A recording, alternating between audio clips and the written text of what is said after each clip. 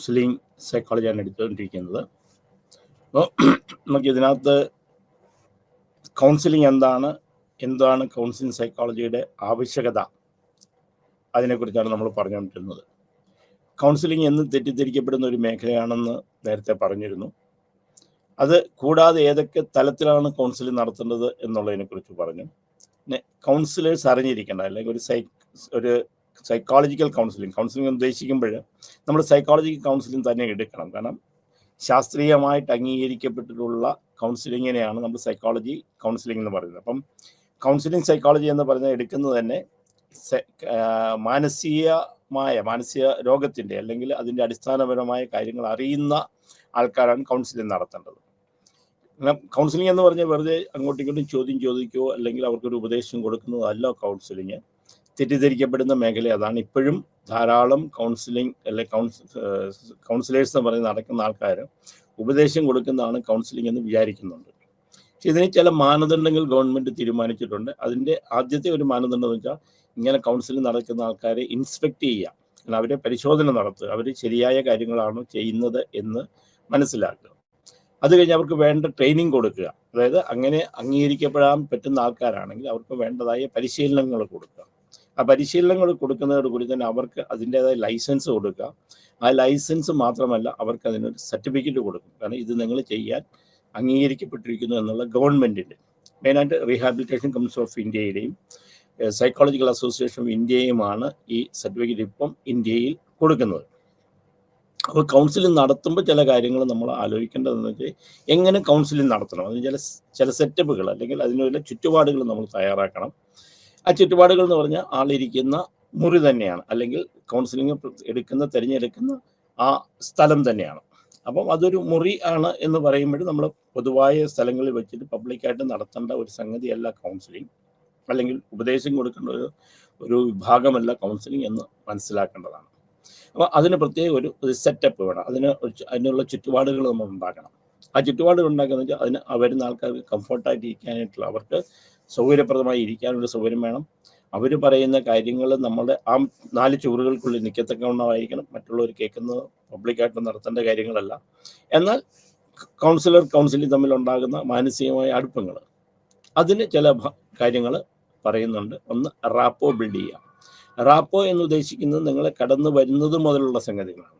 ഒരാളെ നമ്മൾ വെൽക്കം ചെയ്യുക, ഒരാളെ നമ്മൾ നമ്മുടെ മുറിയിലേക്ക് വിളിക്കുന്ന മാത്രം കണ്ടു കഴിഞ്ഞ് കഴിഞ്ഞാൽ നമ്മൾ ആളുമായിട്ട് ഒരു മാനസികമായ ഒരു അടുപ്പം ഉണ്ടാകണം. ആ മാനസികമായ അടുപ്പം ഒരു വിശ്വസ്തത, നമ്മൾ പറയുന്ന കാര്യങ്ങൾ ഇയാൾക്ക് മനസ്സിലാക്കുകയും അതിന് നമുക്ക് വേണ്ടതായ ഗൈഡൻസ്, വേണ്ടതായ ഉൾക്കാഴ്ച ഉണ്ടാക്കി തരികയും ചെയ്യുന്ന വിശ്വാസമുള്ള ഒരാളെ ആയിരിക്കണം എന്ന് അവർക്ക് തോന്നണം. അപ്പം അത് തോന്നുക എന്നുള്ളത് ആദ്യത്തെ സംഗതി. അതാണ് കൗൺസിലിംഗ്. അങ്ങോട്ടും ഇങ്ങോട്ട് റാപ്പോ എന്ന് വെച്ചാൽ ഒരു ബ്രിഡ്ജ് പണിയാം. അത് കൗൺസിലിംഗ് തമ്മിൽ ഒരു ബ്രിഡ്ജ് പണിയാം. ഇങ്ങോട്ടും ഇങ്ങോട്ടും നടക്കത്തക്കവണ്ണം ഒരു ബ്രിഡ്ജ് പണിയാം, ഒരു വാതിൽ തുറക്കുക. അത് കഴിഞ്ഞ് കഴിഞ്ഞാൽ അവരുടെ അടിസ്ഥാനപരമായ കാര്യങ്ങൾ നമ്മൾ മനസ്സിലാക്കുക. അടിസ്ഥാനപരമായ കാര്യങ്ങൾ മനസ്സിലാക്കി എന്തിനു വന്നു, എന്താണ് സംഗതി, എന്താണ് അവർ ഇതുകൊണ്ട് ഉദ്ദേശിക്കുന്നത് എന്നുള്ളത് നമ്മൾ മനസ്സിലാക്കി ആ പ്രശ്നത്തെ നമ്മൾ അപഗ്രഥിക്കുക, നമ്മളതിനെ വിശകലനം ചെയ്ത് നോക്കണം. എന്നാൽ കാതലായ കാര്യങ്ങൾ കണ്ടുപിടിച്ചിട്ട് അതിന് നമ്മൾ സൊല്യൂഷൻസ്, അതിന് പരിഹാരങ്ങൾ നമ്മൾ കണ്ടുപിടിക്കുക. അതിന് ഏറ്റവും സൂട്ടബിൾ ആയിട്ടുള്ള ഒരു പരിഹാരം നമ്മൾ കണ്ടുപിടിക്കുക. നമ്മളല്ലെങ്കിൽ അവരെ മനസ്സിലാക്കി കൊടുക്കുക, അവരുടെ ഉള്ളിൽ ഒരു റാഷണൽ തിങ്കിങ് ഉണ്ടാക്കുക, ആ സംഗതിക്ക് പരിഹാരമുണ്ടാക്കുക. അതിന് നമ്മൾ ടെർമിനേറ്റ് ചെയ്യുക, അത് നിർത്തണം. അതായത് നമ്മൾ തുടങ്ങുന്ന കൗൺസിലിംഗ് സെക്ഷൻ നിർത്തണം. ഇത്രയും കാര്യങ്ങൾ ഒരു കൗൺസിലിംഗ് നടത്തേണ്ട. ഒരു കൗൺസിലർ എന്ന് പറഞ്ഞ സംഗതിക്ക് ഇയാൾക്ക് നോളജ് ഉണ്ടായിരിക്കണം, ലിസണിങ് കപ്പാസിറ്റി, കേൾക്കാൻ ഒരു അറിവുണ്ടായിരിക്കണം. നമ്മൾ ചെയ്യുന്ന കാര്യങ്ങൾക്ക് ശാസ്ത്രീയമായ ഒരു അടിസ്ഥാനപരമായ അറിവ്, ശാസ്ത്രീയമായ അറിവ് അതിനെക്കുറിച്ച് ഉണ്ടായിരിക്കണം. അത് മാത്രമല്ല കേൾക്കാനുള്ള ഒരു മാനസികാവസ്ഥ, ലിസണിങ്. ഇത് കേൾക്കുക മാത്രം പോരാ, കേൾക്കുന്നതിനും ഇരിക്കുന്നതിനുമൊക്കെ ഉണ്ട്. അത് നമ്മൾ ഇരിക്കുന്ന പോസ്റ്റർ, നമ്മൾ എപ്പോഴും ഒരു ഓപ്പൺ മൈൻഡ്, തുറന്ന മനസ്സോടുകൂടി വേണം നമ്മൾ ഇതിന് ഇരിക്കാനായിട്ട്. അതായത് പറയുന്ന ആൾക്കാരെ നമ്മൾ മോട്ടിവേറ്റ് ചെയ്യണം. നമ്മൾ പറയുന്ന ആഹാ ശരി കേൾക്കട്ടെ എന്ന് പറഞ്ഞ് അവരെ മോട്ടിവേറ്റ് ചെയ്യുക, അവരെ കാര്യങ്ങൾ മനസ്സിലാക്കി കൊടുക്കുക. ഇത് സ്റ്റെപ്പായിട്ട് നമ്മൾ പറഞ്ഞു തന്നിട്ടുണ്ട്. ഒന്ന് കഴിഞ്ഞ ക്ലാസ്സിൽ എടുത്ത കാര്യങ്ങളൊന്ന് പറയുകയാണ്. അപ്പോൾ അത് കേൾക്കാനായിട്ട് നമ്മൾ തയ്യാറാകാം. കേൾക്കുന്ന കാലം അപഗ്രഥിക്കാനുള്ള ഒരു മാനസികാവസ്ഥ, ആ ഇരിക്കുന്ന അവർക്ക് തോന്നത്തക്ക വേണം, അവരുടെ വിശ്വാസം നമ്മൾ നേടിയെടുക്കുക. അല്ലെങ്കിൽ അവർക്ക് പറയാനുള്ള ഒരു അവസരം ഉണ്ടാക്കുന്നത്. അതുകൊണ്ട് തന്നെ കൗൺസിലറുടെ മാനസികമായ അവസ്ഥകൾ പാലിക്കണം. ഒരു കാരണവശാലും കേൾക്കുന്ന കൗൺസിലർ വളരെ പിരിമുറുക്കത്തോട് കൂടി ടെൻസ്ഡാണ്, കേൾക്കുന്ന കാര്യങ്ങൾ ടെൻസ്ഡാണെന്ന് തോന്നുന്നത്. നമ്മളെപ്പോഴും വളരെ റിലാക്സ്ഡ് ആയിട്ട് നമ്മൾ കേൾക്കാനുള്ള മാനസികാവസ്ഥ വേണം. കേൾക്കുന്ന കാര്യങ്ങളുടെ രഹസ്യ സ്വഭാവം നമ്മൾ സൂക്ഷിക്കാൻ, കോൺഫിഡൻഷ്യാലിറ്റി, അത് മറ്റുള്ളവരോട് പറയുകയോ മറ്റുള്ളവരെ മനസ്സിലാക്കി കൊടുക്കുക നമ്മുടെ ജോലിയല്ല. വളരെ പേഴ്സണലായിട്ട് പറയുന്ന കാര്യങ്ങൾ നമ്മൾ നമ്മുടെ കാര്യങ്ങൾ സൂക്ഷിക്കണം. നിയമപരമായിട്ട് മാത്രം നമ്മൾ ആ കാര്യങ്ങൾ ഒരു കോടതിയുടെ മുമ്പായി നമുക്ക് പറയാം. അതല്ല ഈ പറയുന്ന ആൾക്കാർക്ക് എന്തെങ്കിലും നിയമവിരുദ്ധമായിട്ടുള്ള കാര്യങ്ങളാണെങ്കിലും, അതല്ല ആൾക്ക് ആത്മഹത്യ പോലുള്ള സെൽഫ് ഹാമിങ്, സ്വന്തമായി അവർക്ക് ഒരു മുറിവുണ്ടാക്കുന്ന അല്ലെങ്കിൽ പ്രശ്നങ്ങൾ ഉണ്ടാക്കുന്ന കാര്യങ്ങളാണെങ്കിൽ നമുക്ക് മറ്റുള്ളവരോട് ഷെയർ ചെയ്യാം. അല്ലാത്ത ഒരു കാര്യങ്ങളും നമ്മൾ മറ്റുള്ളവരുമായിട്ട് ഷെയർ ചെയ്യാൻ പാടില്ല. പിന്നെ ഈ റെക്കോർഡ്സ് ഒക്കെ നമ്മൾ നിയമപരമായിട്ട് നമുക്ക് ആവശ്യമുള്ളതാണ്. ഈ നിയമപരമായിട്ട് നമ്മൾ സൂക്ഷിച്ച് വെക്കുക വേണം. അങ്ങനെ സൂക്ഷിച്ച് വെക്കുന്ന ആ റെക്കോർഡുകൾ വളരെ രഹസ്യ സ്വഭാവമുള്ളതായിരിക്കണം. അതിൻ്റെ പ്രൈവസി മറ്റുള്ളവർക്ക് അത് കടന്നു നോക്കാനോ അത് വായിച്ച് മനസ്സിലാക്കാനോ ഉള്ള അവസരങ്ങൾ ഉണ്ടാകാത്ത രീതിയിൽ വേണം നമുക്ക് ചെയ്യാനായിട്ട്. അപ്പോൾ ഇത്രയും കാര്യങ്ങളെങ്കിലും നമ്മൾ നോക്കണം. പിന്നെ ഏത് തരത്തിലുള്ള കൗൺസിലിങ്, എപ്പോഴും നമ്മൾ ഡയറക്റ്റ്ലി നോൺ ഡയറക്റ്റ്ലി കൗൺസിലിംഗ് ഉണ്ട്. നമ്മൾ പ്രശ്നങ്ങളെ ആമുഖമായിട്ട് ഒരു പ്രത്യേക ഒരു വെച്ചിട്ട് നമ്മൾ ചെയ്യാം. അപ്പോൾ നമുക്ക് ഡയറക്റ്റ് കൗൺസിലിംഗ്, അല്ല നമ്മൾ പൊതുവായ സ്വഭാവമുള്ള നോൺ ഡയറക്റ്റ്ലി കൗൺസിലിംഗ്. കൗൺസിലിംഗ് നമുക്ക് ഒറ്റയ്ക്കും കൊടുക്കാം, ഗ്രൂപ്പായിട്ടും കൊടുക്കാം. ഇത് എങ്ങനെയൊക്കെയാണ് നമ്മൾ ചെയ്യുക? അപ്പം കൗൺസിൽ ചെയ്യുന്നതിന് മുമ്പ് നമ്മൾ എങ്ങനെയൊക്കെയാണ് അവരുടെ കാര്യങ്ങൾ നമ്മൾ എടുക്കുക. ഒന്ന്, ഇൻഡിവിജ്വലായിട്ട്, അത് വ്യക്തിപരമായിട്ട് അവരുടെ ഇന്ന് പേഴ്സണലായിട്ടുള്ള ഡേറ്റ നമുക്ക് കളക്ട് ചെയ്യാം. കുടുംബങ്ങളിൽ നിന്ന് നമുക്ക് ഡേറ്റ കളക്ട് ചെയ്യാം, അല്ലെങ്കിൽ അവരുടെ ബന്ധുക്കളിൽ നിന്ന്, അവരുടെ കൂട്ടുകാരിൽ നിന്ന് നമുക്ക് അവരുടെ കുറിച്ചുള്ള വിവരങ്ങൾ നമുക്ക് ചെയ്യാം. പിന്നെ ഇൻ്റർവ്യൂ പോലുള്ള നടത്താം. പിന്നെ ഒബ്സർവേഷൻ, അവർ ചെയ്യുന്ന കാര്യങ്ങൾ നമ്മൾ ഒബ്സർവ് ചെയ്ത് നമുക്ക് കാര്യങ്ങൾ കണ്ടുപിടിക്കാം. പിന്നെ സൈക്കോളജിക്കൽ ടെസ്റ്റ് നമ്മൾ കണ്ടുപിടിക്കുമ്പം അവർക്ക് ആപ്റ്റായിട്ടുള്ള സൈക്കോളജിക്കൽ ടെസ്റ്റുകൾ അല്ല, തോന്നുന്ന പോലെ കുറേ ടെസ്റ്റുകൾ അവർക്ക് ഇടാൻ പാടില്ല. എന്ത് ടെസ്റ്റാണ് നമുക്ക് വേണ്ടത് എന്ന് നമുക്ക് ഉറപ്പുള്ള കാര്യങ്ങൾ. ഉദാഹരണത്തിന് പഠിക്കാൻ പുറകോട്ടുള്ള കുട്ടികളുടെ ആണെങ്കിൽ അവരുടെ ലേണിംഗ് ഡിസബിലിറ്റിയെക്കുറിച്ചുള്ള ടെസ്റ്റുകളുണ്ട്. പഠന വൈകല്യങ്ങൾ, മെൻ്റൽ റിട്ടാർഡേഷൻ പോലെ നമുക്ക് സംശയമുണ്ടെങ്കിൽ അവരുടെ IQ ലെവൽ ടെസ്റ്റ് ചെയ്യുന്ന ടെസ്റ്റുകളുണ്ട്. ഇനി അവരുടെ ഫാമിലി പ്രശ്നങ്ങളാണെങ്കിൽ അതിന് ചെയ്യുന്ന ടെസ്റ്റുകളുണ്ട്. അല്ലെങ്കിൽ ഉത്കണ്ഠ പോലുള്ള അല്ലെങ്കിൽ വിഷാദം പോലുള്ള രോഗങ്ങളാണെങ്കിൽ അതിനെ ടെസ്റ്റ് ചെയ്യാനായിട്ടുള്ള ടെസ്റ്റുകളുണ്ട്. അപ്പോൾ ഏത് ടെസ്റ്റാണ് നമ്മൾ കണ്ടുപിടിക്കണം. ഏത് ടെസ്റ്റാണെന്ന് നമുക്ക് അവർക്ക് സ്യൂട്ടബിൾ ആയിട്ടുള്ള, അവർക്ക് ചേരുന്ന, അവർക്ക് ആവശ്യമുള്ള ടെസ്റ്റുകൾ ചെയ്യുക. അല്ലാതെ കുറേ ടെസ്റ്റുകൾ അവരെ കൊണ്ട് ചെയ്യിക്കാൻ പാടില്ല. ആ ടെസ്റ്റുകൾ എടുക്കുമ്പോൾ ടെസ്റ്റുകൾക്ക് നമ്മൾ ചില കാര്യങ്ങൾ, ടെസ്റ്റുകളുടെ ആദ്യത്തെ ടെസ്റ്റ്, ഈ ടെസ്റ്റിൻ്റെ ഒബ്ജക്റ്റ് എന്ത് ടെസ്റ്റ് ചെയ്യാനായിട്ടാണ് ഇത് നോക്കുക. ഈ സൈക്കോളജി എന്തിനു വേണ്ടിയിട്ടുള്ളതാണ്. പിന്നെ അതിന് നോംസ് എന്തൊക്കെയാണ്, അതിൻ്റെ നോംസ് എന്തൊക്കെയാണ്, നമ്മൾ അതിനെ വാലിഡേറ്റ് ചെയ്തിരിക്കുന്നത്, എന്തൊക്കെ കാര്യങ്ങളാണ് നോംസിൽ അതിനകത്ത് പെടി, എങ്ങനെ ഇത് ചെയ്യണം, ഏതൊക്കെ കാര്യങ്ങൾ അതിനകത്ത് നോക്കണം, ഏതൊക്കെയായിട്ടാണ് കമ്പയർ ചെയ്തിട്ടുണ്ട് എന്നുള്ളത് ഒരെണ്ണം നമ്മൾ നോക്കണം. പിന്നെ അതിന് റിലയബിലിറ്റി, വാലിഡിറ്റി ആൻഡ് സ്റ്റാൻഡർഡൈസേഷൻ, പിന്നെ അതിൻ്റെ പ്രാക്ടിക്കബിലിറ്റി, ഇത് ചെയ്യാൻ പറ്റുന്ന ടെസ്റ്റാണോ. ഇതെല്ലാം നോക്കിയിട്ട് വേണം ഒരു ടെസ്റ്റ് എടുക്കാൻ. അല്ല നമുക്ക് തോന്നുന്ന ഒരു ടെസ്റ്റ് നമുക്കിത് ചെയ്യാൻ പാടില്ല. സൈക്കോളജിക്കലി അംഗീകരിക്കപ്പെട്ട ടെസ്റ്റുകളായിരിക്കും നമ്മളിവിടെ ചെയ്യേണ്ട കാര്യങ്ങൾ. ആ ടെസ്റ്റിൻ്റെ നമ്മൾ അനലൈസ് ചെയ്യുമ്പോഴും ഇതിൻ്റെ റിസൾട്ട് നമ്മൾ എടുക്കുമ്പോൾ, ആ എടുക്കുന്ന റിസൾട്ട് എന്ന് പറയുന്നത് നമ്മൾ ട്രെയിനിങ് വേണം.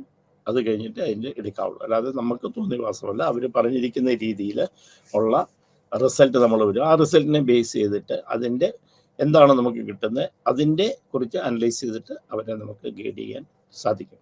അപ്പം ഒരു കൗൺസിലിംഗ് എന്താണ്, അതിനകത്ത് എന്തൊക്കെ കാര്യങ്ങൾ നോക്കണം, അതിന് എങ്ങനെയൊക്കെയാണ് ഒരു കൗൺസിലറും കൗൺസിലിംഗ് തമ്മിൽ ബന്ധം എങ്ങനെയൊക്കെയാണ് ഉണ്ടാക്കേണ്ടത്, അതിന് എന്തൊക്കെ മാനദണ്ഡങ്ങൾ നമ്മൾ നോക്കണം എന്ന് പറഞ്ഞു കഴിഞ്ഞാൽ, ഇനി നമ്മൾ അതിൻ്റെ ഓരോ പ്രശ്നങ്ങളിലേക്ക്.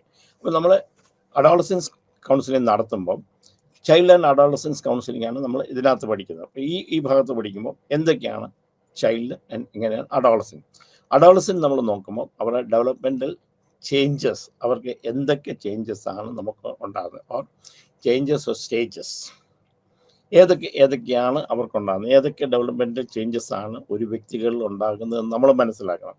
കാരണം ഇതനുസരിച്ചാണ് നമുക്ക് അവർക്ക് നമ്മൾ ഇത് കൊടുക്കുന്നത്. ആദ്യത്തെ നമ്മൾ അവരുടെ ചേഞ്ച് ഫിസിക്കൽ ചേഞ്ചസ് ആണ്. ഫിസിക്കൽ ഡെവലപ്മെൻറ്റ് ഇൻ അഡോളസൻസ് എന്ന് പറയുമ്പോൾ ആദ്യമായിട്ട് ഹോർമോൺ ചേഞ്ചസ് ആണ്. ഒരു ആള് പ്രായപൂർത്തിയാകുമ്പോൾ ആദ്യം അവർക്കുണ്ടാകുന്ന അവരുടെ ഫിസിക്കൽ ചേഞ്ചസ് ഹോർമോണൽ ചേഞ്ചസ് ആണ്. ഹോർമോൺ ചേഞ്ചസ് എന്തൊക്കെ ഹോർമോൺ ഉണ്ടാകുന്നു. ആൺകുട്ടികളാണെങ്കിൽ അവർ മെയിൽ ഹോർമോൺ കൂടുന്നു, പെൺകുട്ടികളാണെങ്കിൽ അവർക്ക് ഫീമെയിൽ ഹോർമോൺ കൂടുന്നു. അതനുസരിച്ച് അവർക്കുണ്ടാകുന്ന ശാരീരികമായ വളർച്ചകൾ. അഡോളസൻസ് ആകുമ്പോഴത്തേക്ക് ആൺകുട്ടികളാകുമ്പോൾ അവർക്ക് മീശ വരിക, ദേഹത്ത് രോമങ്ങൾ വരിക, അവരുടെ ആഡംസ് ആപ്പിൾ ഡെവലപ്പ് ചെയ്യുക, അവരുടെ സെക്ഷൽ പാർട്ട് ഡെവലപ്പ് ചെയ്യുക, ഇതൊക്കെ നമ്മൾ നോക്കും. പെൺകുട്ടികളാകുമ്പം അവർക്ക് മെൻസ്ട്രൽ സൈക്കിൾ സ്റ്റാർട്ട് ചെയ്യുന്നു. ആദ്യത്തെ പോലെ അതാണ് കിടന്നത്. അതിന് മുന്നോടിയായിട്ട് പ്യൂബർട്ടി ഹെയർ പ്യൂബിക് ഹെയർ എന്ന് പറയുന്നത് അവരുടെ പ്രൈവറ്റ് പാർട്ടുകളിൽ നമുക്ക് രോമം ഉണ്ടാകുന്നു. പെൺകുട്ടികളാകുമ്പോൾ അവർക്ക് ബ്രസ്റ്റിൻ്റെ ഡെവലപ്മെൻറ്റ്, അവർക്ക് ശരീരമായി മാറ്റം ഉണ്ടാകുന്നത് ആദ്യത്തെയാണ്. അത് കഴിഞ്ഞ് സ്ലോലി അവർക്ക് ഉണ്ടാകുന്ന മെൻസ്ട്രൽ സൈക്കിൾ സ്റ്റാർട്ട് ചെയ്യും. അപ്പം ഫിസിക്കൽ ഡെവലപ്മെൻറ്റ് എന്തൊക്കെയാണ്, ഇത് ഏത് വയസ്സിൽ നടക്കുന്നു, എത്ര വയസ്സിൽ നടക്കുന്നു, എങ്ങനെ നടക്കുന്നു, ഈ കാര്യങ്ങളൊക്കെ ഉണ്ടോ എന്നുള്ളത് നമ്മൾ നോക്കുക. ഒരു പക്ഷേ പെൺകുട്ടികളിൽ ചിലപ്പം ശാരീരികമായ വളർച്ച ഉണ്ടാകാം, അതേസമയം അവർക്ക് മെൻസ്ട്രൽ സൈക്കിൾ സ്റ്റാർട്ട് ചെയ്യണമെന്ന് നിർബന്ധമില്ല. അപ്പോൾ ഇത് ഹോർമോണൽ ഡിഫിഷ്യൻസി കൊണ്ടുണ്ടാകാം, അല്ലെങ്കിൽ ശരീരത്തിൻ്റെ വളർച്ചയുടെ ഭാഗമായിട്ടുണ്ടാകും. ഇത് എത്ര നാൾ എന്നുള്ളത് നമ്മൾ എത്ര വയസ്സും അത് നോക്കണം. സാധാരണ പെൺകുട്ടികളെ സംബന്ധിച്ചിടത്തോളം ഒരു 10 വയസ്സിനും 15 വയസ്സിനും ഇടയ്ക്ക് അവർക്ക് മെൻസ്ട്രൽ സൈക്കിൾ സ്റ്റാർട്ട് ചെയ്യാറുണ്ട്. വളരെ റെയറായിട്ട് അതിന് മുമ്പ് ഉണ്ട്. സാധാരണഗതിയിൽ 10 വയസ്സ് 13 വയസ്സാണ് നമ്മൾ പറയുന്നത്. അത് സൈക്കോളജി ഫിസിക്കൽ ഡെവലപ്മെൻറ്റിൻ്റെ സമയം പറയുന്നത്. ചില കുട്ടികൾക്ക് അങ്ങോട്ടോ ഇങ്ങോട്ടോ മോറോലെസ് ഒരു 2 ഇയേഴ്സ് നമുക്ക് വരാറുണ്ട്. സാധാരണഗതിയിൽ നമ്മൾ അഡോളസൻസ് സ്റ്റാർട്ട് ചെയ്യുന്നത് 12 വയസ്സ് മുതലാണ്. അപ്പോൾ ആ 12 വയസ്സിലുണ്ടാകുന്ന ചേഞ്ചുകൾ എന്തൊക്കെയാണ്? ആദ്യത്തെ അവർക്ക് ഹോർമോണൽ ചേഞ്ചസ് ആണ് ഉണ്ടാകുന്നത്. പിന്നെ സെക്കൻഡ് അവർ വരുന്നത് അവരുടെ കോഗ്നിറ്റീവ് ഡെവലപ്മെൻറ്റ് സ്റ്റേജ്, അവരുടെ പെർസെപ്ഷൻ, അവരൊരു കാര്യത്തെ എങ്ങനെ ഗ്രഹിക്കുന്നു. ഈ പ്രായത്തിൽ അവർക്ക് പ്രോബ്ലം സോൾവ് ചെയ്യാൻ, എന്തെങ്കിലും പ്രശ്നമുണ്ടായ പ്രശ്നത്തെ തരണം ചെയ്യാനായിട്ടുള്ള അവരുടെ ഡിസിഷൻ മേക്കിംഗ് എങ്ങനെയുണ്ട്, വൈകാരികമായിട്ട് കാര്യങ്ങളെ അവർക്ക് കാണാൻ എങ്ങനെയുണ്ട്, എങ്ങനെ അവർക്കൊരു തീരുമാനം എടുക്കാൻ സാധിക്കും. അപ്പോൾ ഇത് കോഗ്നിഷൻ, അവരുടെ പെർസെപ്ഷൻ, ഒരു കാര്യത്തെ അവരുടെ പെർസെപ്ഷനെ ബേസ് ചെയ്തിട്ടാണ് അത് എങ്ങനെ അതിനെ വിലയിരുത്തുന്നു എന്നുള്ളത് നോക്കുക. അവരുടെ തിങ്കിങ് എങ്ങനെയുണ്ട്, അതിൽ ഇൻ്റലിജൻറ്റ് പ്രോസസ്സ് അവർ എങ്ങനെയുണ്ട്, അവർ അതിൻ്റെ ഇൻ്റലക്ച്വലി അവർ എങ്ങനെ നേടുന്നു, അവർക്ക് പഠിക്കാനായിട്ടുള്ള കഴിവ് എങ്ങനെയുണ്ട്. അപ്പോൾ ഇതൊക്കെയാണ് നമ്മൾ കോഗ്നിഷനിൽ നമ്മൾ നോക്കുക. പ്രത്യേകിച്ച് നമ്മൾ അതിനകത്ത് നോക്കുന്നത് അവരുടെ ഒരു കാര്യത്തെ എങ്ങനെ അവർ വിലയിരുത്തുന്നു, രണ്ടാമത് ഒരു പ്രോബ്ലത്തെ എങ്ങനെ അവർ സോൾവ് ചെയ്യുന്നു. അപ്പോൾ ഫസ്റ്റ് ഡെവലപ്മെൻറ്റ് സ്റ്റേജസ് ആണ് ഫിസിക്കൽ ഡെവലപ്മെൻറ്റ് വരും, ദെൻ കോഗ്നിറ്റീവ് ഡെവലപ്മെൻറ്റ് അവരുടെ തിങ്കിങ്ങിൻ്റെ കാര്യം, പിന്നെ എമോഷണൽ ഡെവലപ്മെൻറ്റ്. അപ്പോൾ വൈകാരികമായ ഒരു കാര്യത്തെ അവരെങ്ങനെ നേരിടുന്നു, എമോഷണൽ അറ്റാച്ച്മെൻറ്റ്, ആൾക്കാരുമായിട്ട് എങ്ങനെ അവർക്ക് അറ്റാച്ച്മെൻറ്റ് ഉണ്ടാകും, ഒരു കാര്യത്തിൻ്റെ വൈകാരികം എങ്ങനെയുണ്ട്, അവർക്ക് എങ്ങനെ അവരുടെ വികാരത്തെ നിയന്ത്രിക്കാൻ പറ്റുന്നുണ്ട്, ഓവർ റിയാക്ട് ചെയ്യുന്നുണ്ടോ, അത് ആങ്കർ കൂടുതലാണോ, അജിറ്റേഷൻ കൂടുതലാണോ, അതാണ് എമോഷണൽ ഡെവലപ്മെൻറ്റ് കൊണ്ട് നമ്മൾ നോക്കുന്നത്. ദെൻ സൈക്കോ സോഷ്യൽ ഡെവലപ്മെൻറ്റ് ആണ്. സൈക്കോ സോഷ്യൽ ഡെവലപ്മെൻറ്റ് എന്ന് പറയുമ്പം ഓട്ടോണമിയാണ്. ആദ്യത്തെ ഒരു ഓട്ടോണമി, എന്ത് കാര്യം അവർക്ക് ഇൻഡിപെൻഡൻ്റ് ആയിട്ട് ചെയ്യാനായിട്ടുള്ള സാധ്യത ഉണ്ടാവും. ഓട്ടോണമി എന്ന് പറയുന്നത് ഈ അഡോളസൻസിലെ ആദ്യത്തെ ഒരു കാര്യമാണ്. സൈക്കോ സോഷ്യൽ, അത് എന്ത് കാര്യത്തിനും അവർക്ക് അവരുടേതായ ഇൻഡിപെൻഡൻ്റ് ആയിട്ട് നിൽക്കുക, അല്ല മറ്റുള്ളവർ ഡിപ്പെൻഡ് ചെയ്യാതെ കാര്യങ്ങൾ ചെയ്യുക. അപ്പം ആദ്യമുണ്ട്. പിന്നെ ഐഡൻറ്റിറ്റി, നമ്മൾ ഓട്ടോണമി ദെൻ ഐഡൻറ്റിറ്റി, നമ്മളെ വിലയിരുത്തുക, ഒരു സെൽഫ് ലുക്ക്, നമ്മുടെ കാര്യങ്ങൾ അനുകരിക്കുക. പിന്നെ ഫ്യൂച്ചർ ഓറിയൻറ്റേഷൻ, ഭാവിയിൽ അവർക്ക് എന്തൊക്കെ ചെയ്യണമെന്നുള്ളതുണ്ടാവും. സാധാരണ അഡോളസൻസ് സ്റ്റേജിലാണ് നമ്മൾ ഭാവിയിൽ ആരാക്കണം, എന്താകണം, നമ്മുടെ ജീവിതം എങ്ങോട്ട് പോകണം എന്നുള്ള തീരുമാനം. ഈ സമയത്ത് നമ്മൾ പറയുന്നത് ഡെവലപ്പിംഗ് ദെയർ ഓൺ ഫിലോസഫി, അവരുടേതായിട്ടൊരു തത്വചിന്ത അവർ ജീവിതത്തിൽ ഉണ്ടാക്കുന്നുണ്ടാകണം. ആ തത്വചിന്തയാണ് അവർ മുമ്പോട്ട് നയിക്കുന്നത്. അപ്പം ശാരീരികമായും അവരുടെ ചിന്താഗതിയും വൈകാരികമായിട്ട് വരുന്ന കൂടെ ഒരു സമൂഹത്തിൽ അവരെങ്ങനെ നേരിടണം, അതിന് അവർ ഇൻഡിപെൻഡൻ്റ് ആകുന്നുണ്ടോ, കാര്യങ്ങൾ ചെയ്യാനായിട്ടുള്ള തീരുമാനമെടുക്കാനായിട്ടുള്ള കഴിവ് അവർക്കുണ്ടാകുന്നുണ്ടോ, ദെൻ അവർക്ക് വിലയിരുത്താൻ ഐഡൻറ്റിറ്റി, ഞാൻ എന്ന് പറയുന്നൊരു വ്യക്തിയെ നമ്മൾ സമൂഹത്തിൽ നിലനിൽക്കുന്നതായ ചിന്താഗതിക്കുള്ള ഐഡൻറ്റിറ്റി എന്ന് പറയുന്നു. ദെൻ ഭാവിയെക്കുറിച്ച് അവർക്കൊരു ചിന്തകളുണ്ടാകുന്നുണ്ടോ. ഇപ്പം ഇത്രയും കാര്യങ്ങൾ നമ്മൾ ഒരു ആളുടെ സൈക്കോളജിക്കൽ ഡെവലപ്മെൻറ്റ് അഡോളസൻസിൽ നമ്മൾ അവരുടെ ഡെവലപ്മെൻറ്റ് സ്റ്റേജസ് വെച്ച് കാണണം. ഇത് ചേഞ്ചസ് എന്നും പറയാം, ഡെവലപ്മെൻറ്റ് സ്റ്റേജസ് എന്നും പറയാം. പിന്നെ ബിഹേവിയർ, ഈ പ്രായത്തിൽ ഉണ്ടാകുന്ന, സാധാരണഗതിയിൽ ഈ പ്രായത്തിൽ ഉണ്ടാകുന്ന അസുഖങ്ങൾ എന്തൊക്കെയാണ്? കാരണം വൈകാരികമായ 2 രീതിയിലുണ്ടാകും. ഒന്നവരുടെ പെരുമാറ്റത്തിലുണ്ടാകാം, എമോഷണലിലുണ്ടാകാം, സൈക്കോളജിക്കലായിട്ടുണ്ടാകും. ആദ്യത്തെ attention deficit hyper active disorder എന്നാണ്. നമ്മൾ നേരത്തെ ഇത് പറഞ്ഞിട്ടുണ്ട്, എന്നാലും ഇതെല്ലാം ഒന്ന് പറഞ്ഞു പോവുകയാണ്. ഒരു ക്ലാസ്സിൽ ചെന്ന് കഴിഞ്ഞാൽ ഒരു കാര്യത്തിനകത്ത് ശ്രദ്ധ കേന്ദ്രീകരിക്കാൻ പറ്റാതെ വരിക, ഒരിടത്ത് അടങ്ങി ഒതുങ്ങിയിരിക്കാൻ പറ്റാതെ വരിക. ക്ലാസ്സിൽ ഇരിക്കുകയാണെങ്കിൽ ക്ലാസ്സിൽ മറ്റുള്ള കുട്ടികളെ ഡിസ്റ്റർബ് ചെയ്യുക, ക്ലാസ്സിൽ ടീച്ചേഴ്സ് പറയുന്നത് ശ്രദ്ധിക്കാതിരിക്കുക, ആ സമയത്ത് വേറെ എന്തെങ്കിലും ചെയ്തുകൊണ്ടിരിക്കുക. അതേസമയം വീട്ടുകാർക്ക് ഇതിനെ സംശയം അവനിഷ്ടമുള്ള കാര്യങ്ങൾ, ചിലപ്പോൾ ഒരു സിനിമ കണ്ടുകൊണ്ടിരിക്കുക, ചിലപ്പം അവിടെ കൂടുതൽ നേരം ഇരിക്കാൻ പറ്റുന്നിരിക്കും, ചിലപ്പോൾ എന്തെങ്കിലും ഉണ്ടാക്കിക്കൊണ്ടിരിക്കുക, അത് ഉണ്ടാക്കിക്കൊണ്ടിരിക്കാൻ പറ്റും, ഏതെങ്കിലും സാധനമായിട്ട് കളിക്കുക, അത് ഇഷ്ടമുള്ളതാണെങ്കിൽ അതിൽ കൂടുതൽ സമയം ചെയ്യും. അപ്പം attention deficit hyper activity disorder രണ്ടെണ്ണം ഉണ്ട്. അറ്റൻഷൻ ഡെഫിസിറ്റ് ഡിസോർഡർ മാത്രമുണ്ട്, ഹൈപ്പർ ആക്ടിവിറ്റി ഉണ്ടാകണമെന്നില്ല. ഒരു 10 മിനിറ്റ് കൂടുതൽ ഒരു സംഗതിയിൽ കോൺസെൻട്രേറ്റ് ചെയ്യാൻ പറ്റാതെ വരിക. ഇതിൻ്റെ കൂട്ടത്തിൽ സാധാരണ ഹൈപ്പർ ആക്ടിവിറ്റിയും കൂടുതൽ റിസ്ക് എടുക്കാനായിട്ടുള്ള നമ്മൾ ഒരു പിരിവിരിപ്പ് എന്ന് പറയുക. ചില കുട്ടികളെ കുറിച്ച് ഞരമ്പ് രോഗികളാണ്, പക്ഷെ ഞരമ്പ് രോഗികൾ നമ്മൾ പറയാറില്ല. ഇത് ഓവർ ഹൈപ്പർ ആക്റ്റീവ് ആയിരിക്കും, റെസ്റ്റ്ലെസ്നെസ് ഇവർക്ക് കൂടുതലായിരിക്കും. Then next one is called eating disorder. ഇത് സാധാരണ അഡോളസൻസിൽ കാണുന്നതാണ്, സാധാരണ അഡോളസൻ ഡിപ്രഷനിൽ കാണുന്നതാണ്. 2 രീതിയിലാണ്. ഒന്ന്, നമ്മൾ ആഹാരം കഴിച്ചിട്ട് വണ്ണം വെക്കുമെന്ന് പറഞ്ഞുകൊണ്ട് നമ്മൾ ഒമിറ്റ് ചെയ്ത് കളയുന്നുണ്ട്. അല്ലെങ്കിൽ ഒരു കാര്യമുണ്ട്, നമ്മൾ വണ്ണം വെക്കും അല്ലെങ്കിൽ ശരീരത്തിൻ്റെ സെൽഫ് ഇമേജ് തെറ്റായിട്ടുള്ളത് കൊണ്ട് ആഹാരം കഴിക്കാതിരിക്കും. പല കുട്ടികളും ആഹാരം കഴിക്കാതെ വണ്ണം കൂടുമെന്ന് പറഞ്ഞ് കഴിക്കാതിരിക്കുന്ന കേസുകളുണ്ട്. പിന്നെ ചില ഡിപ്രഷനൊക്കെ വരുമ്പം ഒരു ഓർഡർ അല്ലാതെ തോന്നുന്ന സമയത്തേക്ക് എന്തെങ്കിലും വലിച്ചു വാരി തിന്നുന്നുണ്ടാകാം. അവർ ഓവർ ഈറ്റിങ്, അവർ ബിഞ്ച് ഈറ്റിങ് എന്ന് പറയും. അപ്പം കുറച്ച് ആഹാരം കഴിക്കുന്നതാകാം, കൂടുതൽ ആഹാരം കഴിക്കുന്നതാകാം, ആഹാരം വണ്ണം കൂടുമെന്ന് വെച്ച് കഴിക്കാതിരിക്കുന്നതാകാം, അല്ലെങ്കിൽ എന്തെങ്കിലും അസുഖം ഉണ്ടോയെന്ന് വെച്ചിട്ടുണ്ട് നമ്മൾ അതിനനുസരിച്ച് ആഹാരത്തെ മാനേജ് ചെയ്യുന്നതാകാം. പിന്നെ അത് കൂടാതെ ഉണ്ടെന്ന് തോന്നിക്കൊണ്ട് ചിലപ്പം ഓവറായിട്ട് നമ്മൾ ബിഞ്ച് ഈറ്റിങ് തോന്നുന്ന സമയത്തൊക്കെ ഒരു ക്രമാതീതമായി ആഹാരം കഴിക്കുന്ന സ്വഭാവം ഈ സമയത്തുണ്ടാകാം. പിന്നെ കോണ്ടാക്ട് ഡിസോർഡർ എന്ന് പറയുമ്പോൾ സാധാരണ ഇത് നമ്മൾ ആദ്യം 2 രീതിയിലാണ് ഇതിനെ പറയുന്നത്.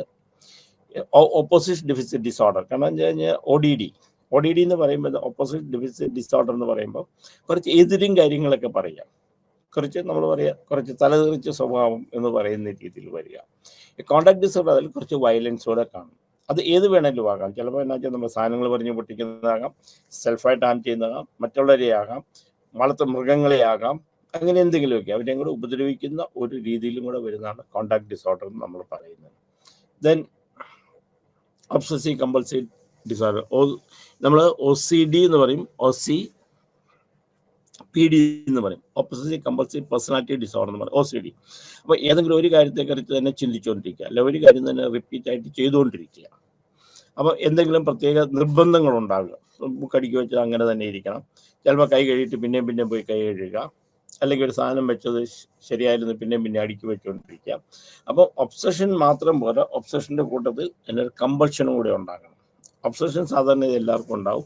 ഇപ്പം വീട് പൂട്ടി ഒന്ന് 1 പ്രാവശ്യം 2 പ്രാവശ്യം നോക്കുക, അത് പൂട്ടി ഒന്ന് സംശയം വന്ന് പിന്നെയും പോയി നോക്കുക, കൈ കഴുകിയിട്ട് വൃത്തിയായില്ലെന്ന് പറഞ്ഞ് പിന്നെയും നമ്മൾ കഴുകിക്കൊണ്ടിരിക്കുക, അസുഖം വരുമെന്ന് പേടിച്ച് പിന്നെയും നമ്മൾ അതിനെതിരായിട്ട് ചെയ്യുക. അപ്പോൾ അങ്ങനെ ഒബ്സസീവ് കമ്പൾസീവ് ഡിസോർഡർ, ഇത് നമ്മൾ പറയുന്നത് സെപ്പറേഷൻ ആങ്സൈറ്റി ഡിസോർഡർ ആണ്. ഇത് സാധാരണഗതിയിൽ കുട്ടികളെ കാണുന്ന ഒരു അസുഖമാണ്, വലിയൊരു വന്നുകൂടാഴികയില്ല. സാധാരണ സ്കൂളിലൊക്കെ പോകാനായിട്ട് കുട്ടികൾക്ക് മടി കാണിക്കാം. 2 രീതിയിലാണ് കാണുന്നത്. അച്ഛനും അമ്മയായിട്ട് കൂടുതൽ അടുക്കുന്ന നിന്ന കുട്ടികൾക്ക് സ്കൂളിൽ പോകണമെന്ന് പറയുമ്പോൾ അവരെ ഇട്ടിട്ട് വേണ്ട പാരൻസിൻ്റെ അടുക്കൽ നിന്ന് മാറി നിൽക്കാനായിട്ടുള്ള. ചില സമയത്ത് നമ്മളുണ്ടാകുന്ന ഒരു വേറൊരു കുട്ടി, രണ്ടാമതൊരു അനിയനോ അനിയത്തിയോ ഉണ്ടായിരുന്നിരിക്കട്ടെ, അനിയനോ അനിയത്തിയോ ഉണ്ടായിരിക്കുമ്പോൾ അവരോട് കൂടുതൽ സ്നേഹങ്ങൾ കാണിക്കുമ്പോൾ അച്ഛനും അമ്മയും നമ്മളിന്ന് വിട്ടുപോകുമെന്ന് വെച്ചിട്ട് നമുക്കുണ്ടാകുന്ന ആങ്സൈറ്റി, അല്ലെങ്കിൽ അനിയത്തിയാണ് കൂടുതൽ സ്നേഹം എടുക്കുന്നത്, അല്ലെങ്കിൽ എന്നോടുള്ള സ്നേഹം കുറഞ്ഞു പോകുമെന്ന് വെച്ചുണ്ടാകാം. അപ്പോൾ സെപ്പറേഷൻ ആങ്സൈറ്റി കൂടുതലും പാരൻസിൻ്റെ കയ്യിൽ നിന്ന് വേർപെടുന്നതിനുണ്ടാകുന്നുള്ള ഡിസോർഡറാണ്. പിന്നെ സ്പെസിഫിക് ഫോബിയസ്, ഏതെങ്കിലും പർട്ടിക്കുലർ കാര്യങ്ങളോടുണ്ടാകുന്ന, ഏതെങ്കിലും പ്രത്യേക സാഹചര്യങ്ങളോ അല്ലെങ്കിൽ പ്രത്യേക സാധനത്തിനോടുണ്ടാകുന്ന പേടി, അതാണ് സ്പെസിഫിക് ഫോബിയ എന്ന് പറയുന്നത്. ദെൻ സോഷ്യൽ ഫോബിയ, ഒരു ഗ്രൂപ്പിൻ്റെ അടുക്ക പോവുക, ഗ്രൂപ്പായിട്ട് സംസാരിക്കാനായിട്ട് വരിക, അല്ലെങ്കിൽ ഒരു പബ്ലിക്കിൽ പ്രസംഗിക്കുക, ആൾക്കാരുമായിട്ട് ചേരുക, ഇങ്ങനെയുള്ളതാണ് സോഷ്യൽ ഫോബിയസ് എന്ന് പറയുന്നത്. ദെൻ ഡിപ്രഷൻ, ഇത് പലതരത്തിൽ നമുക്കുണ്ടാകാം, പല സമയത്തുണ്ടാകാം. ചൈൽഡ്ഹുഡിൽ നമുക്ക് ഡിപ്രഷൻ ഉണ്ടാകാം, കൊച്ചുകുട്ടികൾക്ക് ഡിപ്രഷൻ ഉണ്ടാകാം, അത് നമ്മൾ ചൈൽഡ്ഹുഡ് ഡിപ്രഷനാണ് പറയുന്നത്. ചിലപ്പോൾ അഡോളസൻസ് നമുക്കുണ്ടാകും, അത് അഡോളസൻ ഡിപ്രഷനായിട്ട് വരുന്നത്. ഡിപ്രഷന് പലപ്പോഴും തെറ്റിദ്ധരിക്കപ്പെടുന്ന ഒരു രോഗമാണ്. ഡിപ്രഷൻ എല്ലാവരും പറയുമ്പോൾ കരഞ്ഞുകൊണ്ടിരിക്കുകയാണ്, അല്ലെങ്കിൽ ആൾ മിണ്ടാതിരിക്കുകയാണ്, സോഷ്യൽ വിഡ്രോവൽ ഉണ്ടാകുന്നുണ്ട്. അതൊക്കെ ചില സിംറ്റംസ് ആണ്. ഇതല്ലാതെയും കൂടുതൽ സ്പെൻഡിങ് ഹാബിറ്റുകളുണ്ടാകാം, കൂടുതൽ സംസാരിക്കുന്നുണ്ടാകാം, വയലൻ്റ് ആകുന്ന ആൾക്കാരുണ്ടാകാം, സൂയിസൈഡ് ടെൻഡൻസി ഉള്ള ആൾക്കാരുണ്ടാകാം, അല്ലെങ്കിൽ സൂയിസൈഡിനെ കുറിച്ച് പറയുന്ന ആൾക്കാരുണ്ടാകാം. അങ്ങനെ ഡിപ്രഷൻ എന്ന് പറയുന്നത് നമ്മൾ നോക്കണം. എപ്പോഴും ചൈൽഡ്ഹുഡ് ആൻഡ് അഡോളസൻസ് ടൈമിൽ വിഷാദം വളരെ കൂടുതലായിട്ട് നമ്മൾ കാണാറുണ്ട്. അപ്പോൾ അതുകൊണ്ട് അതിനെ നോക്കണം. കാരണം ഇതൊക്കെയാണ് സാധാരണഗതിയിൽ നമുക്ക് കാണുന്ന ബിഹേവിയറൽ പ്രോബ്ലംസ്. ഒന്ന് attention deficit disorder, ADHD, eating disorder, ആഹാരം കഴിക്കാനായിട്ട് കൂടുതൽ കഴിക്കുക, കുറച്ച് കഴിക്കുക, കഴിച്ചു കഴിഞ്ഞാൽ ശ്രദ്ധിക്കുക, വണ്ണം വെക്കൊന്നിച്ചിട്ട് കഴിക്കാതിരിക്കുക, അതൊക്കെ. കോണ്ടാക്ട് ഡിസോർഡർ സാധാരണഗതിയിൽ നമ്മൾ പറയുന്നത് കുറച്ച് വയലൻസ് കൊണ്ട് കൂടിയിട്ടുള്ള, എതിർക്കാൻ മാത്രമല്ല ബിഹേവിയറിൽ നമ്മൾ പറയുന്നത് കേൾക്കാതിരിക്കുക, അനുസരണക്കേട് മാത്രമല്ല അതിൻ്റെ കൂടെ കുറച്ച് വയലൻറ്റ് ബിഹേവിയറോട് ഉണ്ടാകും. ഒബ്സസീവ് കമ്പൾസീവ് ഡിസോർഡർ, ഏതെങ്കിലും ഒരു കാര്യത്തെക്കുറിച്ച് തന്നെ ചിന്തിക്കുക, ആ കാര്യം നടക്കാതെ വന്നാൽ അതിനൊരു ആങ്സൈറ്റി ഉണ്ടാകുക, എന്നിട്ട് അതിനെ എങ്ങനെയും പൂർത്തീകരിച്ച് കഴിഞ്ഞ് കഴിഞ്ഞാൽ പിന്നെ ആവശ്യമുണ്ടോ ഇല്ലയോ എന്നുള്ളതിനെക്കാട്ടും കൂടുതൽ പിന്നെ ആ ഒരു ആങ്സൈറ്റിയും കുറയുന്നതാണ് കാണുന്നത്. ദെൻ സെപ്പറേഷൻ ആങ്സൈറ്റി, കൂടുതൽ പാരൻസിൻ്റെ നിന്ന് കുട്ടികൾ മാറി നിൽക്കുമ്പോൾ ഉണ്ടാകുന്ന ഒരെണ്ണമാണ് anxiety disorder. Specific phobia, particular സംഗതികളുണ്ടാകുന്ന പേടി അല്ലെങ്കിൽ അതിനോടുണ്ടാകുന്ന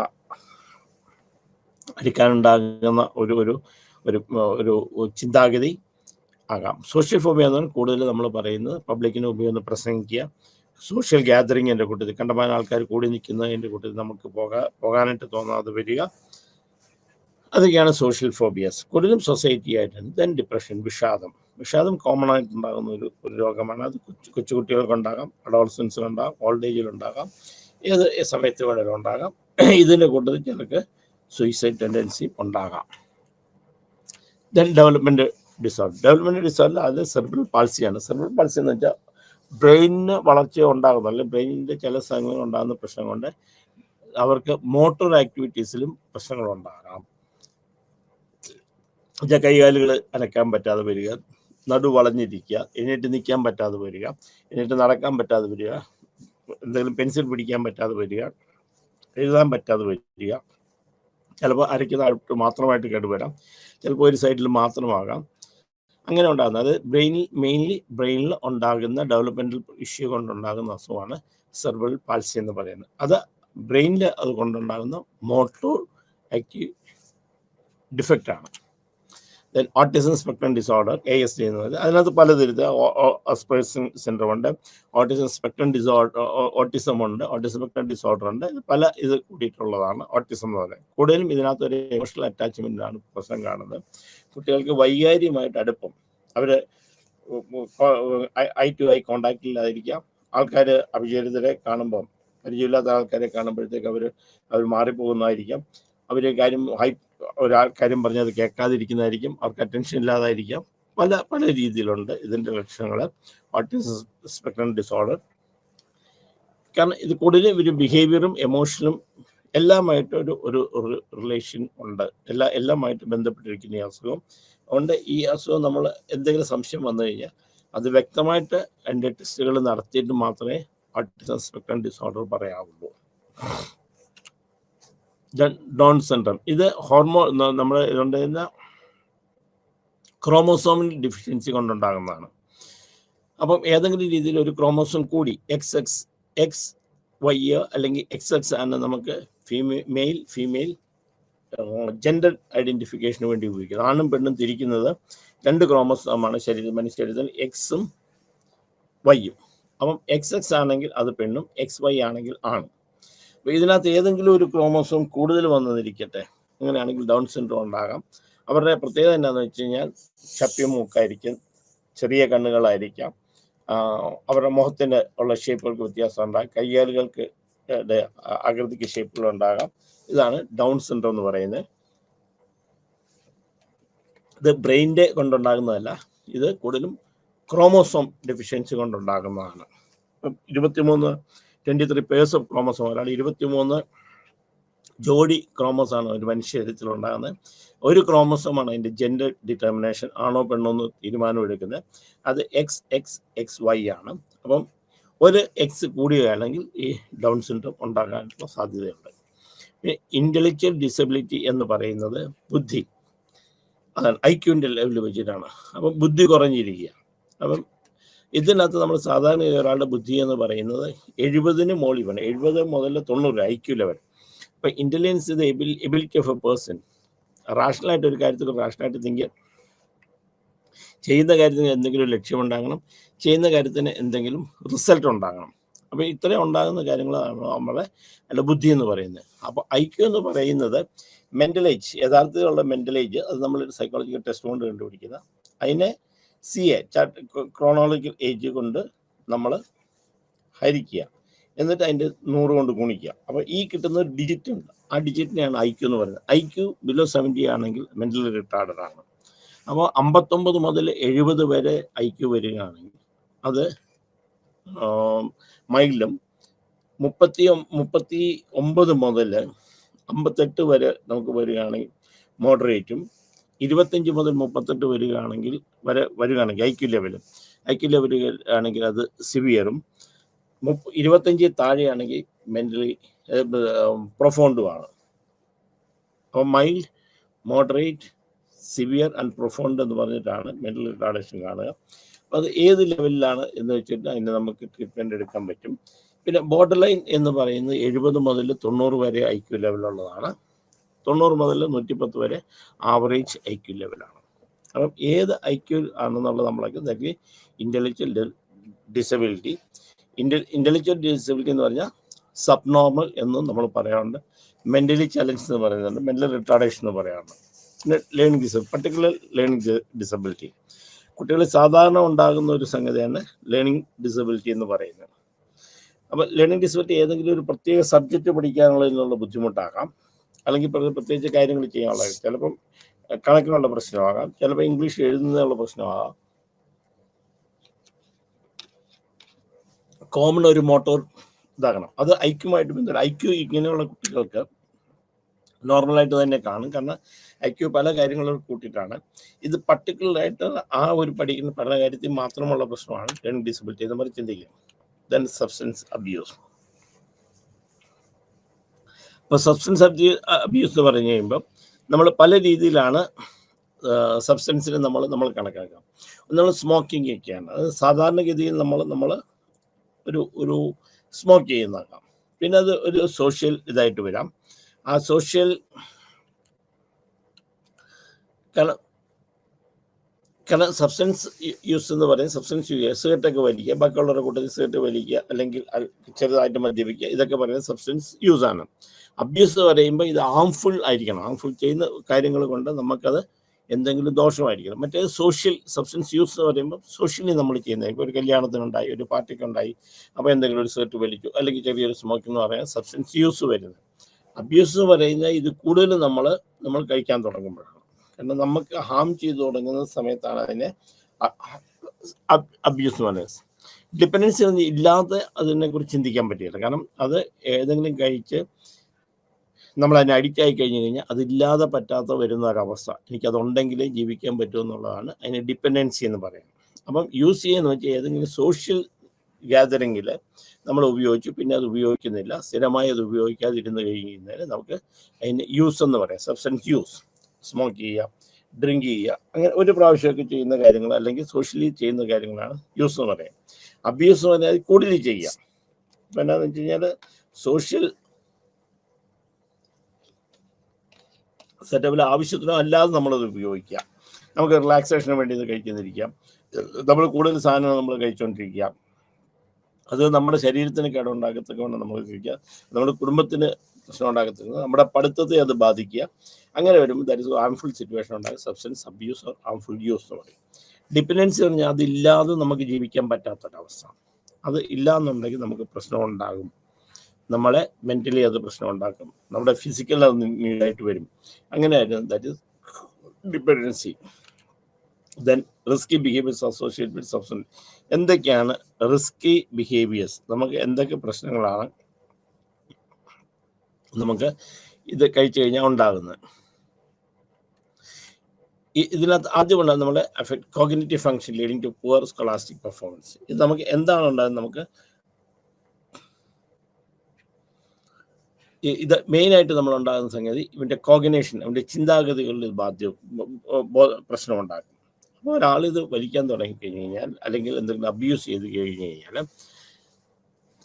നമ്മുടെ ചിന്താഗതി നമ്മുടെ ഒന്നിനോടുള്ള താല്പര്യം അതിൽ നമുക്ക് ബാധിക്കും. അത് ബാധിക്കുന്നതോടുകൂടി അത് അവൻ്റെ സ്കൂൾ പെർഫോമൻസിനെ ബാധിക്കും. ഏറ്റവും ആദ്യം അഡോളസൻസിൽ ഇങ്ങനെയുള്ളതിന് എന്തെങ്കിലും ഡിപ്പെൻഡൻസി വന്നു കഴിഞ്ഞാൽ അത് ബാധിക്കുന്നത് നിങ്ങളുടെ സ്കൂൾ പെർഫോമൻസ് ആണ്. പഠന വൈകല്യമായിട്ടാണ് അത് ആദ്യം പുറത്ത് കാണുക. ദെൻ ശരീരത്തിനുള്ള ശാരീരികമായ പ്രശ്നങ്ങൾ ഉണ്ടാക്കും. ഒരാൾ നമ്മൾ ഡ്രഗൊക്കെ കഴിക്കുന്ന ആളൊക്കെ നമുക്ക് കണ്ടറിയാം. വെയിറ്റ് ലോസ് ചെയ്യുക, ബാക്കിയുള്ള ഹോർമോൺ ചേഞ്ചസ് അവർക്ക് ഉണ്ടാകുക, അവർ അഗ്രസീവ്നെസ് ഉണ്ടാകുക, അജിറ്റേഷൻ ഉണ്ടാകുക. അപ്പോൾ അവരുടെ കോമ്പിനേഷൻ ഒരു സോഷ്യൽ ചിന്താഗതിയുമായിട്ടുള്ള സോഷ്യൽ എഫക്റ്റ് ചെയ്യുന്നതായിട്ട് അല്ലെങ്കിൽ അത് ഇടപെടുന്നതായിട്ടുള്ള അല്ലെങ്കിൽ സോഷ്യൽ ചിന്താഗതികൾ, സാമൂഹ്യപരമായിട്ട് ചിന്താഗതികൾ, മോറൽ വാല്യൂസ് അതിനെയൊക്കെ അത് കയറി ബാധിക്കും. അപ്പോൾ ശാരീരികമായിട്ടും അതിനൊരു മോറൽ വാല്യൂസിനെ നമ്മളെ ബാധിക്കും. അപ്പോൾ എപ്പോഴും അഡിക്ഷനൊക്കെ ഉണ്ടാകുമ്പോൾ ഈ മോറൽ വാല്യൂസ് എന്ന് പറയുന്നത് ഇതിനകത്തൊരു ഇമ്പോർട്ടൻ്റ് ആണ്. ചില ഗ്രൂപ്പുകളിൽ അല്ലെങ്കിൽ ചില കമ്മ്യൂണിറ്റികളിൽ ആൽക്കഹോൾ ഉപയോഗിക്കുന്നത് തെറ്റായിരിക്കാം. ചില കമ്മ്യൂണിറ്റികളിൽ ഒക്കേഷണൽ ലെവലിൽ നമ്മൾ ഉപയോഗിക്കുന്നുണ്ടാകാം. അപ്പം ഇത് സൈക്കോ സോഷ്യൽ ഇത് വെച്ചിട്ടാണ്. അത് കഴിക്കുന്നതുകൊണ്ട് മാത്രമല്ല, കഴിച്ച് അത് നമ്മളെയോ അവനെയോ അവൻ്റെ കുടുംബത്തെയോ അവൻ്റെ സാമൂഹിക പശ്ചാത്തലത്തെയോ വളർച്ചയോ ഏതെങ്കിലും ബാധിക്കുമ്പോഴാണ് അതിന് ഫിസിക്കൽ ഗ്രോത്തിനെ അത് ബാധിക്കുന്നതായിട്ട് നമ്മൾ പറയാം. Then neuro transmitters. പിന്നെ നമ്മളിത് ഉണ്ടാക്കുന്നത് കഴിക്കുമ്പോഴത്തേക്ക് നമ്മൾ തലച്ചോറിനകത്തുണ്ടാകുന്ന ന്യൂറോ ട്രാൻസ്മിറ്റേഴ്സിനെയാണ് ഇത് ബാധിക്കുക. അപ്പം അങ്ങനെ വരുമ്പോൾ നമ്മുടെ ചിന്താഗതികൾക്ക്, നമ്മൾ എടുക്കുന്ന തീരുമാനങ്ങൾക്ക്, നമ്മുടെ നടപ്പിന് ന്യൂറോ ട്രാൻസ്മിറ്റേഷൻ പ്രശ്നം, നമ്മുടെ സെൻസേഷന്, എമോഷൻസിന് ഇതൊക്കെ നമ്മൾ കയറി ബാധിക്കും. അതാണ് ന്യൂറോ ട്രാൻസ്മിറ്റേഴ്സ് പറ്റിയൊക്കെ അറിയാം. പലപ്പോഴും മെസ്സേജുകൾ നമുക്ക് ശരീരത്തിൻ്റെ ഒരു ഭാഗത്തു നിന്ന് മറ്റുള്ള ഭാഗത്തിലേക്ക് പോകാതെ ആകാം.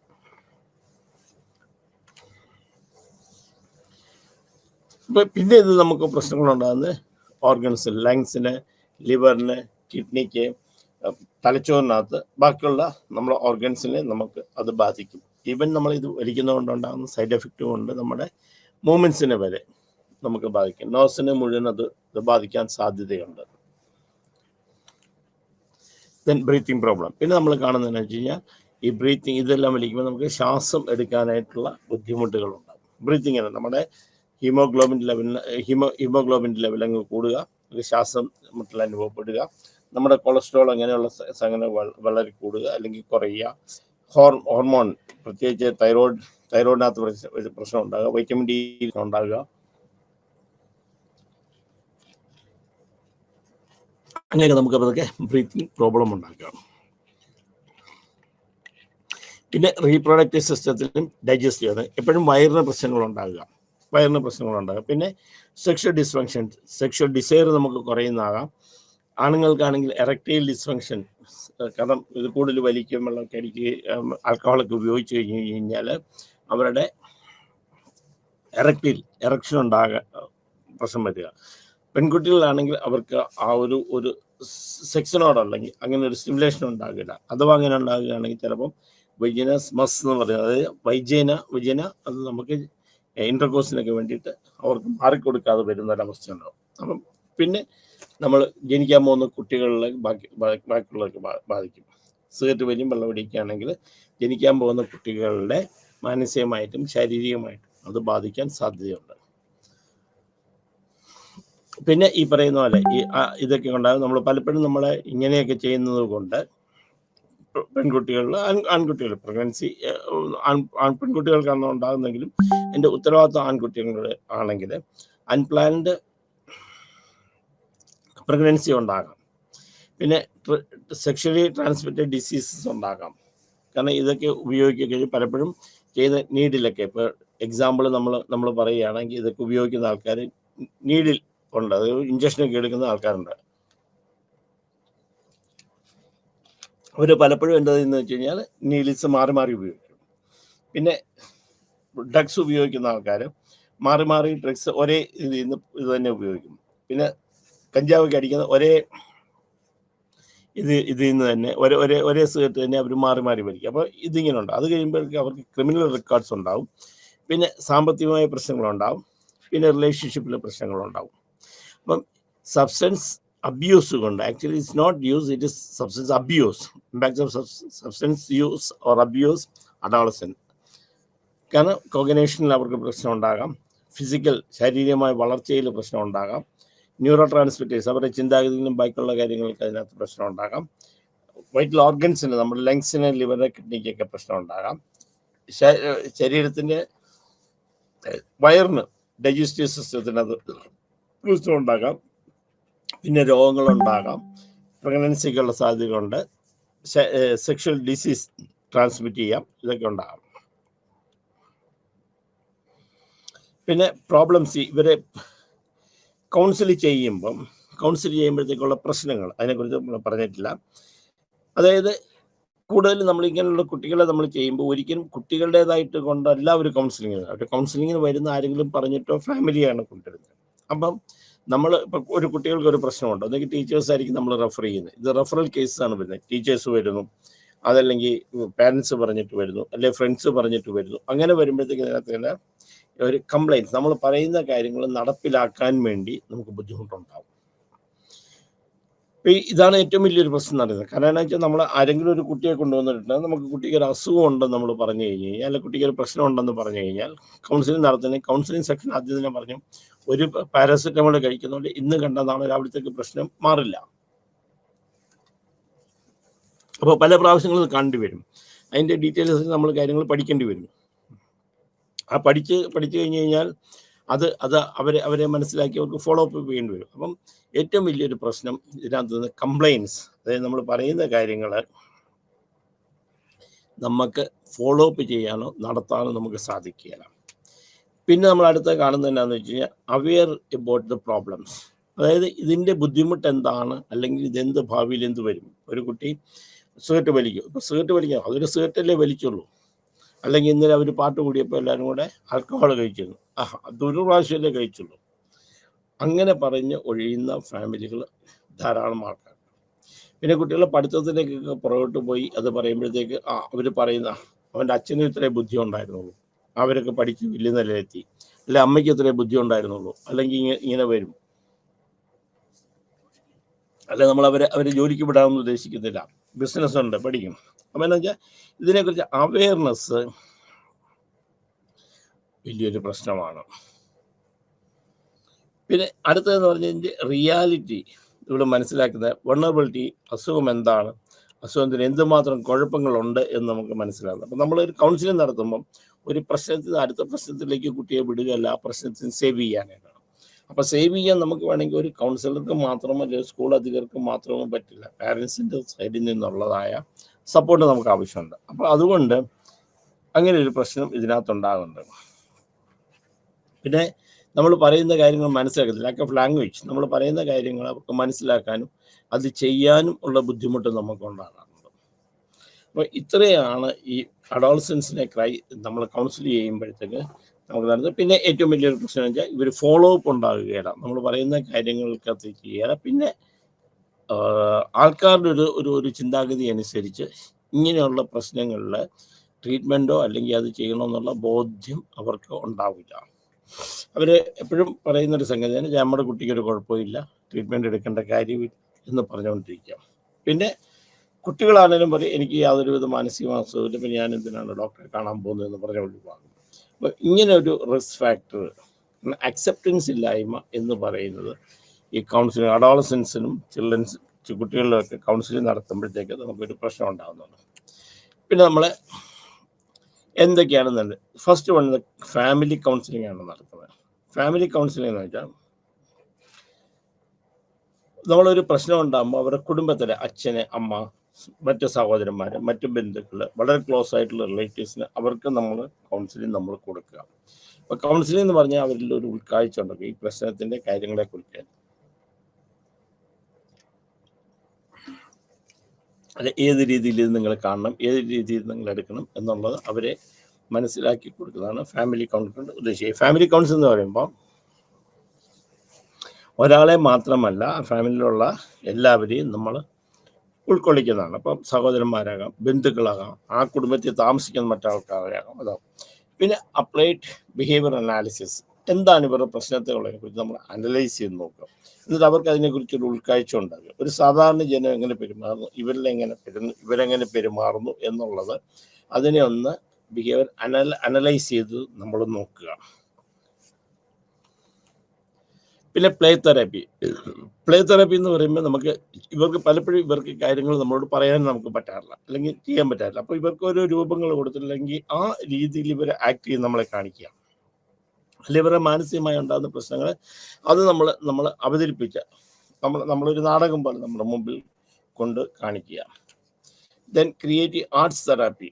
അപ്പം നമ്മളൊരു ആർട്ട് തെറാപ്പി, കാരണം എന്താ വെച്ച് കഴിഞ്ഞാൽ എന്തെങ്കിലും വരയ്ക്കാനൊക്കെ കൊടുക്കുക, സാധനങ്ങൾ വാങ്ങിച്ചു കൊടുക്കുക. അവരുടെ മനസ്സിലുള്ള അവർ നമ്മളെ വരച്ച് കാണിക്കാൻ പറയുക, അല്ലെങ്കിൽ അവരുടെ മനസ്സിലുള്ളത് കണ്ടുപിടിച്ച് നമ്മൾ വരയ്ക്കാൻ വേണ്ടി നമ്മൾക്ക് അവരെ പ്രോത്സാഹിപ്പിച്ചു കൊടുക്കുക. ഇതാണ് ക്രിയേറ്റീവ് ആർട്ട് തെറാപ്പി എന്ന് പറയുന്നത്. പിന്നെ മൈൻഡ്ഫുൾനെസ് പ്രാക്ടീസ്. പിന്നെ ഇവരെ നമ്മൾ മനസ്സിലാക്കി കൊടുക്കുക, നമ്മൾ വർത്താണ്, നമ്മൾ ഈ സമൂഹത്തിന് ഞാൻ വർത്താണ്, ഞാൻ ചെയ്യുന്ന കാര്യങ്ങൾ എന്തൊക്കെയാണ്, അത് സമൂഹത്തിനെതിരായിട്ടുള്ളതാണ്, അത് സമൂഹത്തിൽ നിന്ന് തന്നെ അകറ്റും എന്നുള്ള ഒരു ബോധം നമ്മൾ ഉണ്ടാക്കുക. That is called mindfulness practice. ആ ഒരു ചിന്താഗതി വന്നു കഴിഞ്ഞാൽ മറ്റേതെല്ലാം നമ്മൾ ആളെ മാറ്റിയെടുക്കാം. അപ്പം ഇതാണ് നമ്മൾ സാധാരണഗതിയിൽ നമ്മൾ ഇതിനകത്ത് നോക്കുന്നത്.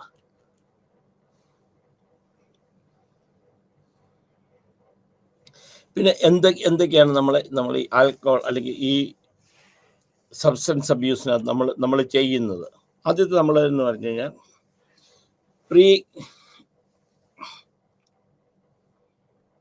നമുക്ക് ഇതിനു മുമ്പ് ഈ പ്രോബ്ലത്തെ കുറിച്ച് അവർക്ക് ഒരു അവയർനെസ്, അതായത് പ്രീ കണ്ടംപ്ലേഷൻ പീരീഡ് എന്നാണ്. പ്രീ കണ്ടംപ്ലേഷൻ വെച്ചാൽ നമ്മൾ തുടങ്ങുന്നതിന് മുമ്പ് ഇതിനെ കുറിച്ചുള്ള ഒരു അവബോധം, ഈ പ്രോബ്ലം എന്താണെന്ന് അവരെ മനസ്സിലാക്കുക.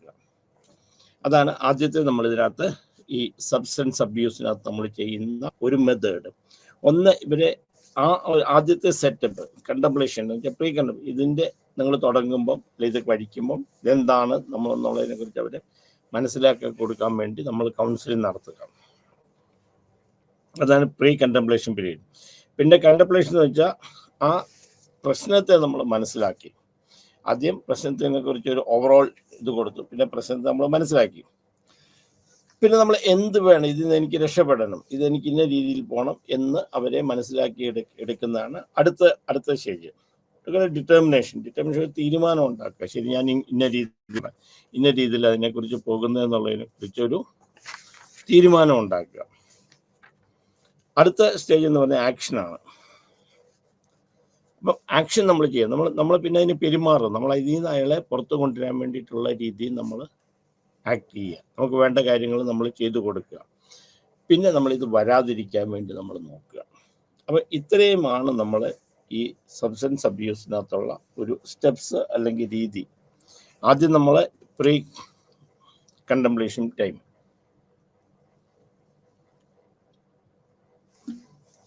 നടക്കാൻ പോകുമ്പോൾ ഇതെങ്ങനെയാണ്, അല്ലെങ്കിൽ ഇത് ചെയ്യുമ്പോഴെങ്ങനെയാണ്, ആൽക്കഹോളിൻ്റെ പ്രോബ്ലങ്ങൾ എന്തൊക്കെയാണ്, ഡ്രഗ്സ് ഉപയോഗിക്കുന്നതിൻ്റെ പ്രോബ്ലങ്ങൾ, അവർ അതിനെക്കുറിച്ചൊന്ന് അവെയർ ആക്കി കൊടുക്കുക. പിന്നെ കണ്ടംപ്ലേഷൻ, ആ ഒരു പ്രോബ്ലത്തിനെ നമ്മൾ കൗണ്ട് ചെയ്ത് കണ്ടുപിടിച്ച് ഇന്നതാണ് നിങ്ങളുടെ പ്രശ്നങ്ങൾ, ഇന്നതാണെന്നൊക്കെ അവരെ മനസ്സിലാക്കി കൊടുക്കും. Contemplation period. ദെൻ ഡിറ്റർമിനേഷൻ, ഇത് ഏതാണ് നമ്മുടെ റിസൾട്ട്, നമ്മൾ കാണുന്ന റിസൾട്ട്, നമുക്ക് എന്ത് നമ്മൾ ഈ കൗൺസിലിംഗ് കൊണ്ട് നമ്മൾ എന്ത് ഉദ്ദേശിക്കുന്നു, അല്ലെങ്കിൽ നമ്മൾ ഈ ട്രീറ്റ്മെൻറ്റ് കഴിയുമ്പോൾ എന്ത് ഉദ്ദേശിക്കുന്നു എന്നുള്ളത് കൊണ്ടുവരിക. പിന്നെ അത് കഴിഞ്ഞ് ആക്ഷൻ, അതിൽ നിന്ന് രക്ഷപ്പെടുത്താൻ വേണ്ടിയുള്ള ആക്ഷൻസ് ചെയ്യുക.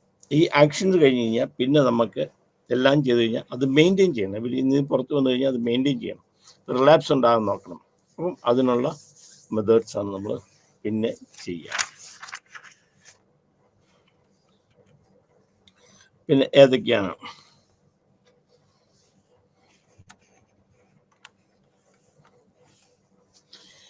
ഇത്, എന്താണ് ഒരു സ്കൂൾ കരിയർ കൗൺസിലിൻ്റെ, സ്കൂൾ ആൻഡ് കരിയർ ഇയാളുടെ ജോലി എന്താണ്?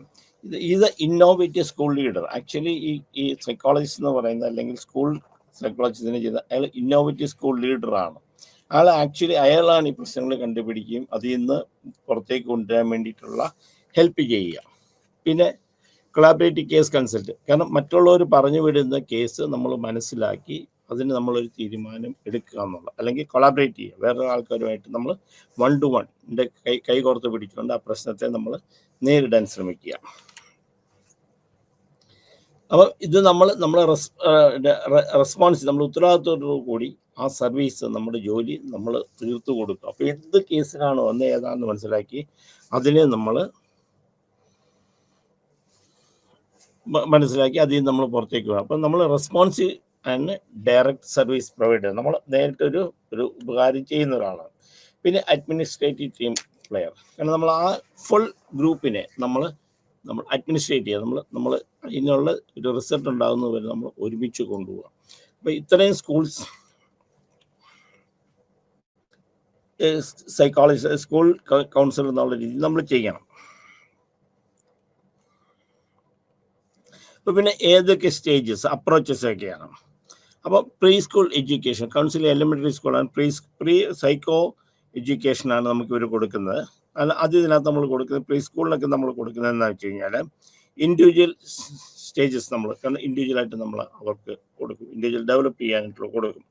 പിന്നെ ഫാമിലി സെറ്റിംഗ്, ഇവരെ എങ്ങനെയൊക്കെ നമ്മൾ ചെയ്യുന്നത്. പിന്നെ ഫാമിലി സെറ്റിംഗ് അത് നമ്മൾ ഇൻഡിവിജ്വൽ ആയിട്ടുള്ള സെറ്റിങ്സ് ആണ്, ഇൻഡിവിജ്വൽ സെറ്റപ്പാണ് നമ്മൾ ചെയ്യുന്നത്. അപ്പം ഇങ്ങനെയുള്ളവർക്ക് കൗൺസിൽ കൊടുക്കും ഇൻഡിവിജ്വൽ സെറ്റപ്പ്, അത് 1 to 1 എന്നുള്ള രീതിയിലാണ് ചെയ്യുന്നത്. നെക്സ്റ്റ് നമ്മൾ ചെയ്യുന്നതെന്ന് വെച്ചാൽ ഫാമിലി സെറ്റിങ്സ് ആണ്. അപ്പം അടുത്ത സ്റ്റേജ് വരുമ്പോൾ നമ്മൾ ഫാമിലി കൂടി, കാരണം ആദ്യം നമ്മൾ ഒരാളുടെ പ്രശ്നങ്ങൾ അത് മനസ്സിലാക്കി, then we are going to family സെറ്റപ്പിലേക്ക് ചെയ്തു. പിന്നെ ഗ്രൂപ്പ് ഇതെങ്ങനെ നടത്തുന്നത് വെച്ചാൽ ആദ്യം നമ്മൾ ഒരാളെ വിളിച്ചു, നമ്മൾ എങ്ങനെ ഇതിൻ്റെ നമ്മൾ ആൾക്കാർ അല്ലെങ്കിൽ അബ്യൂസ് ഉള്ള ആൾക്കാരെ എങ്ങനെ നമ്മൾ കൗൺസിൽ നടത്തും. ആദ്യം 1 to 1 ഒരാളെ വിളിച്ചു, ആളുടെ പ്രശ്നങ്ങളെ കുറിച്ച് നമ്മൾ കേട്ടു, അയാൾക്ക് നമ്മൾ കൊടുക്കുക. Then next stage family setup. ഇപ്പോൾ ഫാമിലി എല്ലാവരെയും കൂടെ വിളിച്ചു, അല്ലെങ്കിൽ അവരുമായിട്ട് നമ്മൾ കണ്ട് സംസാരിച്ചു, അവരെ കാര്യങ്ങൾ മനസ്സിലാക്കി. അപ്പോൾ ഫാമിലി സെറ്റപ്പിലാണ് പിന്നെ ചെയ്യുന്നത്. ദെൻ പിന്നെ ചെയ്യുന്നത് എന്താണെന്ന് വെച്ച് കഴിഞ്ഞാൽ ഗ്രൂപ്പ് സെറ്റപ്പാണ്, 4 or 5 പേരെ. എന്നാൽ പലപ്പോഴും നമ്മൾ ഈ ഗ്രൂപ്പ്സ് ചെയ്യുമ്പം ആൾക്കാർക്ക് താല്പര്യം ഉണ്ടാവില്ല, കാരണം അവരുടെ പ്രശ്നങ്ങൾ ബാക്കിയുള്ളവർ കേൾക്കുന്നതോ അല്ലെങ്കിൽ അവർ പറയുന്നത് എന്താ അത് കേൾക്കുന്നതിനെ കുറിച്ച് അവർക്ക് താല്പര്യം ഉണ്ടാവില്ല. അപ്പം നമ്മൾ എന്താ ചെയ്യുന്നത് വെച്ചാൽ 4 or 5 പേരെ സമാനമായിട്ടുള്ളവർ വിളിക്കുന്നു. അപ്പം കൗൺസിലിംഗ് നടത്തുന്നത് എങ്ങനെയാണെന്ന് പറയുന്നത് ഈ ഡ്രഗ്സും ആൽക്കഹോളിനും. അപ്പം 1 to 1 ആണ് ഏറ്റവും എപ്പോഴും നല്ലത്. രണ്ടാമത്തെ കാര്യം എന്ന് വെച്ചാൽ ഫാമിലി സെറ്റപ്പിൽ നമ്മൾ നടത്തുക. പിന്നെ നമ്മൾ നടത്തുന്നത് 4 or 5 പേരെ ഒരേ രീതിയിലുള്ള ആൾക്കാർ, ഒരേ പ്രശ്നമുള്ള ആൾക്കാരെ നമ്മൾ എഴുതി ചെയ്യിക്കുക. ദെൻ കമ്മ്യൂണിറ്റി സെറ്റപ്പ്, അപ്പോൾ ഒരു ലാർജ് നമ്പർ ഓഫ് ആൾക്കാരെ വെച്ചിട്ടാണ് നമ്മൾ ഇത് ചെയ്യുക. അപ്പോൾ എന്തൊക്കെയാണ് ചെയ്യുന്നത്? ഒന്ന് നമ്മൾ മോട്ടിവേഷണൽ ഇൻ്റർവ്യൂയിങ് ആണ്, അവരെ നമ്മൾ മോട്ടിവേറ്റ് ചെയ്യുക. അപ്പോൾ ഇത് തുടങ്ങിയ റോളൻഡ് ആണ്. മോട്ടിവേഷണൽ ഇതിന് മോട്ടിവേഷണൽ എൻഹാൻസ്മെൻറ്റ് തെറാപ്പി എന്നാണ് പറയുന്നത്. അപ്പോൾ മോട്ടിവേഷൻ എൻഹാൻസ്മെൻറ്റ് തെറാപ്പി എന്ന് പറഞ്ഞു കഴിഞ്ഞാൽ ആൾക്കാരെ നമ്മൾ മോട്ടിവേറ്റ് ചെയ്ത് അവരെ ഇതിൽ നിന്ന് പുറത്ത് കൊണ്ടുവരാൻ വേണ്ടി നമ്മൾ നടത്തുക. അപ്പോൾ ഇതിനകത്ത് മോട്ടിവേഷൻ ആദ്യം നമ്മൾ ഓപ്പൺ ക്വസ്റ്റ്യൻസ് നമ്മൾ ചെയ്യുമ്പോഴത്തേക്ക് ഓപ്പൺ ക്വസ്റ്റ്യൻസ് ആണ്. ഈ നടത്തുമ്പോഴത്തേക്ക് ഇൻഫർമേഷൻ നമ്മൾ കളക്ട് ചെയ്യുന്നത് വെച്ചാൽ ഒന്ന് ഓപ്പൺ ക്വസ്റ്റ്യൻസ്, തുറന്ന് എല്ലാ കാര്യങ്ങളും ചോദിക്കുന്നത്. പിന്നെ നമ്മൾ ഇരിക്കുന്ന ഡിഫെൻഡിങ് ആൻഡ് റെസ്ക്യൂ ആണ്, കാരണം ഇതിൽ നിന്ന് എങ്ങനെ നമ്മൾ പുറത്ത് കൊണ്ടുവരണം എന്നുള്ള രീതിയിലായിരിക്കും പിന്നെ നമ്മൾ ചെയ്യുന്നത്. പിന്നെ അഫർമേറ്റീവ് റെസ്പോൺസ് ആയിരിക്കും. പിന്നെ നമ്മൾ ആ കാര്യത്തെക്കുറിച്ച് നമ്മൾ സൂക്ഷ്മമായി അവലോകനം ചെയ്യുന്ന ഒരു സംഗതിയായിരിക്കും. പിന്നെ നമ്മൾ ഒരു കീ പോയിന്റ്സ് നമ്മൾ ഓർക്കേണ്ടതെന്ന് വെച്ചാൽ ഇതിനകത്ത് ഇരിക്കുന്ന എക്സ്പ്രസ് എംപതിയാണ്. ഇപ്പോഴും നമ്മൾ കൗൺസിലർ എന്ന് പറയുന്ന രീതി നമ്മൾ അതിനകത്തൊരു എംപതി കാണിക്കും, നോട്ട് സിമ്പത്തറ്റിക്. അത് അവരുടെ ഇഷ്യൂസ് എന്തുകൊണ്ട് ഇവർ ഉപയോഗിക്കുന്നത്, എന്താണ് ഇവരുടെ പ്രശ്നം എന്നുള്ള അവരുടെ വ്യൂ പോയിന്റിലൂടെ നമ്മൾ കാണാൻ ശ്രമിക്കണം. That is called empathetic stage. Then നമ്മൾ അടുത്തത് നമ്മൾ ചെയ്യുന്നതെന്ന് വെച്ചാൽ അപ്പം ഡിസിഷണൽ ബാലൻസിങ്. അപ്പോൾ എന്നിട്ട് നമ്മൾ ആദ്യം ചെയ്ത ഒരു എംപത്തറ്റിക് ആണ്, പിന്നെ ഒരു ഡിസിഷൻ ബാലൻസിങ് ആയിട്ട് ഡിസിഷൻ എടുക്കത്തൊക്കെ വേണ്ട നമ്മൾ അവരെ ഹെൽപ്പ് ചെയ്യണം. അപ്പം ആൽക്കഹോളിനോ അല്ലെങ്കിൽ സിഗരറ്റിനോ എന്തെങ്കിലും ഉണ്ടെങ്കിൽ നമ്മൾ അവരോട് കൗൺസിലിംഗ് നടത്തുമ്പോൾ നമ്മൾ എംപത്തറ്റിക് വ്യൂ ആണ്. കാരണം വെച്ചാൽ അവരുടെ സ്റ്റേജിൽ നിന്ന് അവരിത് എന്തുകൊണ്ട് ചെയ്യുന്നു, അവർ പല കാര്യങ്ങളും പറയുന്നുണ്ടാകും. ഇപ്പം നമുക്ക് യാതൊരു കാരണവശാലും നമുക്ക് സ്വീകാര്യമായ കാര്യങ്ങളായിരിക്കില്ല ചിലപ്പോൾ പറയുന്നത്, പക്ഷെ നമ്മളത് കണ്ടുകൊണ്ട് പിടിക്കാം. പക്ഷെ എപ്പോഴും അവരോട് എംപത്തറ്റിക് സ്റ്റേജ്, ഓക്കെ ഇങ്ങനെ വന്നു നമുക്ക് അതിനെ രക്ഷപ്പെടുത്തണം, ആ സ്റ്റേജ് ആയിരിക്കും. പിന്നെ ഡിസിഷണൽ ബാലൻസിങ് ആയിരിക്കും, കാരണം എപ്പോഴും നമ്മൾ തീരുമാനം എടുക്കുമ്പോൾ വേണോ വേണ്ടിയോ എന്ന് ഓടിച്ചെന്ന് പറഞ്ഞു കഴിഞ്ഞാൽ ആരും വിട്ടിട്ട് പോരാൻ പോകുന്നത്. അപ്പം നമുക്കൊരു ഡിസിഷണൽ ബാലൻസിങ് അവർ ഉണ്ടായിക്കൊള്ളണം. പിന്നെ ഇവരെ ഡിസ്ക്രിപ്റ്റൻസി ആയിരിക്കും നമ്മൾ പിന്നെ ഇവർ തമ്മിലുള്ള പൊരുത്തക്കേടുകൾ, ആ പൊരുത്തക്കേടുകൾ നമ്മൾ എന്താണെന്ന് മനസ്സിലാക്കുക. പിന്നെ നമുക്ക് റെസിസ്റ്റൻസ് സ്റ്റേജിലാണ്, അത് ശരിയാകുന്നില്ല. Then we are giving the supportive stage. അപ്പോൾ ആ ഒരു സംഗതി നമ്മളെ കൊണ്ടുവരാം എന്നുള്ള രീതിയിൽ അവരെ നമ്മൾ സപ്പോർട്ട് ചെയ്യുന്നതായിരിക്കും. ഇത്രയും കാര്യങ്ങൾ നമ്മൾ ഈ സബ്സ്റ്റൻസ് അബ്യൂസ് കൗൺസിലിങ്ങിനകത്ത് നമ്മൾ നോക്കേണ്ട കാര്യങ്ങളുണ്ട്. പിന്നെ നമ്മൾ ചെയ്യുന്നതെന്ന് വെച്ച് കഴിഞ്ഞാൽ റിലാപ്സ് പ്രിവെൻറ്റീവ് തെറാപ്പിയാണ്. റിലേറ്റീവ് പ്രിവെൻറ്റീവ് തെറാപ്പിയിൽ ഫാമിലിയാണ് ആദ്യം ചെയ്യുന്നത്. ഫാമിലിയുടെ അസിസ്റ്റൻസോട് കൂടിക്കൊണ്ട് അവരെ മോട്ടിവേഷനും ചെയ്തിട്ട് പ്രൈമറി ഇൻ്റർവ്യൂസ് നമ്മൾ നടത്തി ദെൻ ട്രീറ്റ്മെൻറ്റ് പോർഷനിലേക്ക് നമ്മൾ കൊണ്ടുവരാം. അപ്പം സബ്സ്റ്റൻസ് അബ്യൂസിനകത്ത് പല മെത്തേഡ്സ് ഉണ്ട്, നമ്മൾ പറയാം പല മെത്തേഡ്സ് ട്രീറ്റ്മെൻറ്റാണ് പറയുന്നത്. Then counselling elementary stage.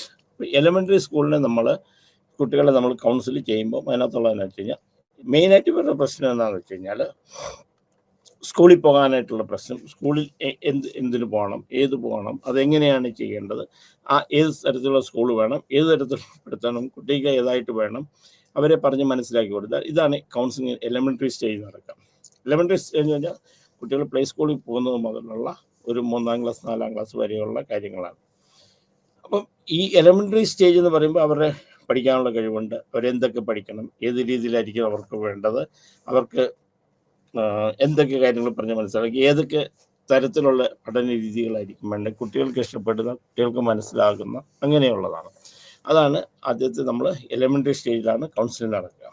Then secondary സ്കൂളിലേക്ക് വരുമ്പോഴത്തേക്ക് നമ്മൾ അടുത്ത ലെവലിലേക്ക് ഇപ്പോൾ കുറച്ചുകൊണ്ട് കുട്ടികളെ സോഷ്യലൈസേഷനും സ്കൂളിനകത്തുള്ള പ്രോബ്ലങ്ങളാണ് നമുക്ക് അവിടെ ഉണ്ടാകുക. നമ്മൾ അതിനെയായിരിക്കും കൂടുതൽ നമ്മൾ ചെയ്യുക. ഇവിടെ 1-to-1 ഇൻട്രാക്ഷൻസ് ഉണ്ടാകുമ്പോഴുള്ള പ്രശ്നങ്ങൾ, കുട്ടികളെ എമോഷണലായിട്ടുള്ള പ്രശ്നങ്ങൾ, കുട്ടികൾക്ക് ആൾക്കാരും ഇടപെടാനായിട്ടുള്ള പ്രശ്നങ്ങൾ, കാര്യങ്ങളെ മനസ്സിലാക്കാനുള്ള പ്രശ്നങ്ങൾ, അതാണ് സെക്കൻഡറി സ്റ്റേജ് വരുന്നത്. Third counselling the higher secondary stage. അപ്പോൾ ഹയർ സെക്കൻഡറി സ്റ്റേജ് വരുമ്പോൾ അവരുടെ ചിന്താഗതികൾ മാറി. അപ്പോൾ അവരുടെ ചിന്താഗതി മാറിയെന്ന് വെച്ച് കഴിഞ്ഞാൽ ആൾക്കാരുമായിട്ട് ചേരാൻ മാത്രമല്ല, കാര്യങ്ങൾ മനസ്സിലാക്കാനായിട്ട് അവർ ശാരീരികമായിട്ട് അവർക്ക് ഒത്തുചേരാൻ പറ്റാത്തത്, അവരുടെ മാനസികമായ നിലയിൽ അവർക്ക് ഒത്തുചേരാൻ പറ്റാത്തത്, അവർക്കൊരു തീരുമാനം എടുക്കാൻ പറ്റാത്തത്, അങ്ങനെ വരുന്നതാണ് ഈ സ്റ്റേജിൽ വരുന്ന ഒരു സംഗതി ഉണ്ട്. അപ്പം ഇതാണ് അടുത്ത സ്റ്റേജ് വരുന്നത്. അപ്പം കൗൺസിലിംഗ് എന്ന് പറയുന്നത് സ്കൂൾ കൗൺസിലിംഗ് നമ്മൾ എലിമെൻ്ററി സ്റ്റേജ് നമ്മൾ നടത്തും. സെക്കൻഡറി എഡ്യൂക്കേഷൻ ഹയർ ലെവൽ നടത്തും. ഇവിടെയൊക്കെ നടത്തുമ്പോൾ ഇവരുടെ പഠനവുമായിട്ടുള്ള കാര്യങ്ങൾ ബേസ് ചെയ്തിട്ടുള്ള കൗൺസിലിംഗ് ആണ് നമ്മൾ നടത്തുക. കൂടുതലും ഈ സമയത്തൊക്കെ അവരുടെ എന്തൊക്കെയാണ് പ്രശ്നങ്ങൾ, എന്തൊക്കെയാണ് നമുക്ക് ചെയ്യാനുള്ളത്, അവർക്ക് എന്തുകൊണ്ട് പഠിക്കാൻ പറ്റുന്നില്ല, അവർക്ക് എങ്ങനെ മറ്റുള്ള കുട്ടികളായിട്ട് ഇടപെടാൻ പറ്റുന്നില്ല, ഇങ്ങനെയുള്ള രീതിയിലുള്ള കൗൺസിലിംഗ് ആയിരിക്കും നമ്മൾ നടത്തുക. സെക്കൻഡറി സ്റ്റേജ് വരുമ്പോൾ അവർ എമോഷണൽ ആയിട്ടുള്ള നമ്മൾ ചിന്തിക്കണം. ഹയർ സെക്കൻഡറി സ്റ്റേജ് വരുമ്പോൾ ഹയർ സെക്കൻഡറി രണ്ട് രീതി നടക്കുക, സെക്കൻഡറി ലെവലും ഹയർ സെക്കൻഡറി ലെവലും. സെക്കൻഡറി ലെവൽ എന്ന് പറയുമ്പോൾ 8ാം ക്ലാസ് മുതൽ 10ാം ക്ലാസ് വരെ ഉള്ളതാണ്. അപ്പോൾ അവർ കൂടുതൽ ആ പഠനത്തെ ബേസ് ചെയ്തിട്ടുള്ള കൗൺസിലിങ്ങും അവർക്ക് സോഷ്യലി ഉണ്ടാകുന്ന പ്രശ്നങ്ങളെ കുറിച്ചുള്ള കൗൺസിലിംഗ് ആയിരിക്കും നമ്മൾ സെക്കൻഡറി സ്റ്റേജിൽ. ഹയർ സെക്കൻഡറി കുറച്ചുകൂടി അവർ ഫ്യൂച്ചറിനെ കുറിച്ച് ചിന്താഗതിക്കണം, ഭാവി എന്താകണം എന്നുള്ളതിനെ കുറിച്ച്. അപ്പോൾ ഇവിടെ നമുക്കൊരു കരിയർ ഗൈഡൻസ് ഇവിടെ നമുക്ക് ആവശ്യം വേണ്ടി വരും. അഡോളസൻസ് ക്രൈസിനെ കുറിച്ച് പല കുട്ടികൾക്കും അവരുടെ ശാരീരിക വളർച്ചയെക്കുറിച്ച് നമുക്ക് പറ്റുകയില്ല. ചിലപ്പോൾ കമ്പാരിസൺസ് ഉണ്ടാകും, ഡിപ്രഷൻ ഉണ്ടാകും, ഫാമിലി മാറ്റേഴ്സ് ഉണ്ടാകും. അപ്പോൾ ഇങ്ങനെയുള്ള കാര്യങ്ങളെ ബേസ് ചെയ്തിട്ടായിരിക്കണം ഈ സമയത്തുണ്ടാകുന്ന കൗൺസിലിംഗ്. അപ്പം നമുക്ക് ഇന്ന് പഠിച്ച കാര്യങ്ങൾ ഒന്നുകൂടി ഒന്ന് നോക്കാം.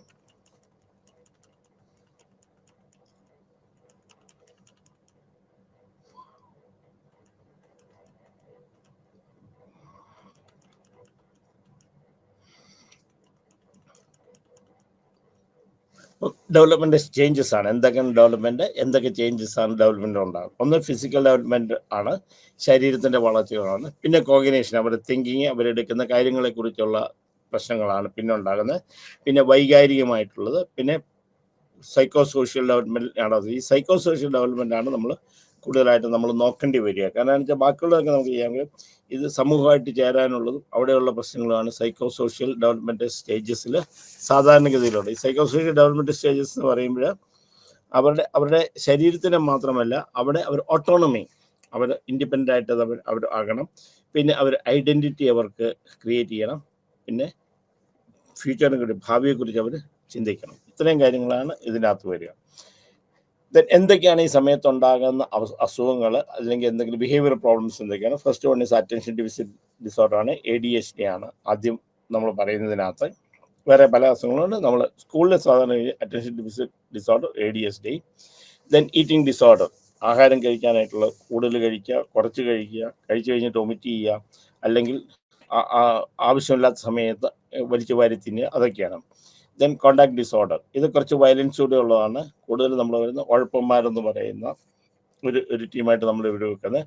കുറച്ച് വയലൻസും ഉണ്ടാകും. വയലൻസ് ഒരു വ്യക്തിയോടാകണമെന്നില്ല, അവരോട് തന്നെയാകാം, സാധനങ്ങൾ നശിപ്പിക്കുന്നതാകാം, മൃഗങ്ങളോടാകാം. ഇങ്ങനെ കോണ്ടാക്ട് ഡിസോർഡർ.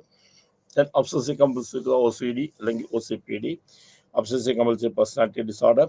ദെൻ സെപ്പറേഷൻ, അച്ഛനമ്മമാരിൽ നിന്ന് മാറി താമസിക്കാൻ കുട്ടികൾക്കുണ്ടാകുന്നതായ പ്രശ്നം, separation anxiety disorder. Specific phobias, ഏതെങ്കിലും പർട്ടിക്കുലർ സംഗതികളുണ്ടാകുന്ന ഫോബിയാസ്, ഭയം. ദെൻ സോഷ്യൽ ഫോബിയാസ്, പബ്ലിക്കിനകത്ത് പോവുക, പബ്ലിക്കായിട്ട് സംസാരിക്കുക, പബ്ലിക് സ്പീച്ച് നടക്കുക, ഇങ്ങനെയൊക്കെ ഉള്ളതിനെ കുറിച്ചാണ് നമ്മൾ സോഷ്യൽ ഫോബിയാസ് പറയുന്നത്. പിന്നെ ഡിപ്രഷൻ, വിഷാദം എന്ന് പറയുന്ന കുട്ടികളിലുണ്ടാകാം, വലിയവരിലുണ്ടാകാം, അഡോളസൻസ് സ്റ്റേജിലുണ്ടാകാം. ഇത്രയാണ് സ്കൂളുകളിൽ നമ്മൾ കാണുന്ന അസുഖങ്ങൾ. ഇത് ഡെവലപ്മെൻറ്റൽ ഡിസോർഡർ, സെറിബ്രൽ പാൾസിയാണ്. CP എന്ന് പറയും, സെറിബ്രൽ പാൾസി, തലച്ചോറിനകത്തുണ്ടാകുന്ന പ്രശ്നമാണ്. ദെൻ ഓട്ടിസം സ്പെക്ട്രം ഡിസോർഡർ, അത് എമോഷണലിലും എല്ലാത്തിനും ബാധിക്കുന്നതാണ്. അത് പല തരത്തിലുണ്ട്. ഓട്ടിസം ഉണ്ട്, ഓട്ടിസം സ്പെക്ട്രം ഡിസോർഡർ ഉണ്ട്, ആസ്പേഴ്സ് സിൻഡ്രോം ഉണ്ട്, പല രീതിയിലുള്ള സംഗതികളുണ്ട്. ദെൻ ഡൗൺ സിൻഡ്രോം, ഇത് ക്രോമോസോമൽ ഡെഫിഷ്യൻസി കൊണ്ടുണ്ടാകുന്നതാണ്. ഏതെങ്കിലും ഒരു ക്രോമോസോം എക്സസ് ആകുകയാണെങ്കിൽ നമുക്കുണ്ടാകുന്നതാണ്. 23 പെയർ ഓഫ് ക്രോമോസോമാണ് ശരീരത്തിലുള്ളത്. ഒരു പെയർ ഓഫ് ക്രോമോസോം, അതിനകത്ത് XXNXY ആണ്, അതിനകത്ത് XSY, അങ്ങനെയൊക്കെയാണ് ഡൗൺ സിൻഡ്രോം ഉണ്ടാവും. പിന്നെ ഇന്റലക്ച്വൽ ഡിസബിലിറ്റിയാണ്, mental retardation, mentally challenge, subnormal എന്നൊക്കെ പറയും. IQ 70 താഴെ വരികയാണെങ്കിൽ. ദെൻ ലേണിംഗ് ഡിസബിലിറ്റി, ഏതെങ്കിലും പർട്ടിക്കുലർ സബ്ജക്റ്റ് പഠിക്കാനോ ഇങ്ങനെയുള്ള ബുദ്ധിമുട്ടാണ് നമ്മൾ ലേണിംഗ് ഡിസബിലിറ്റി പെടുത്തുക.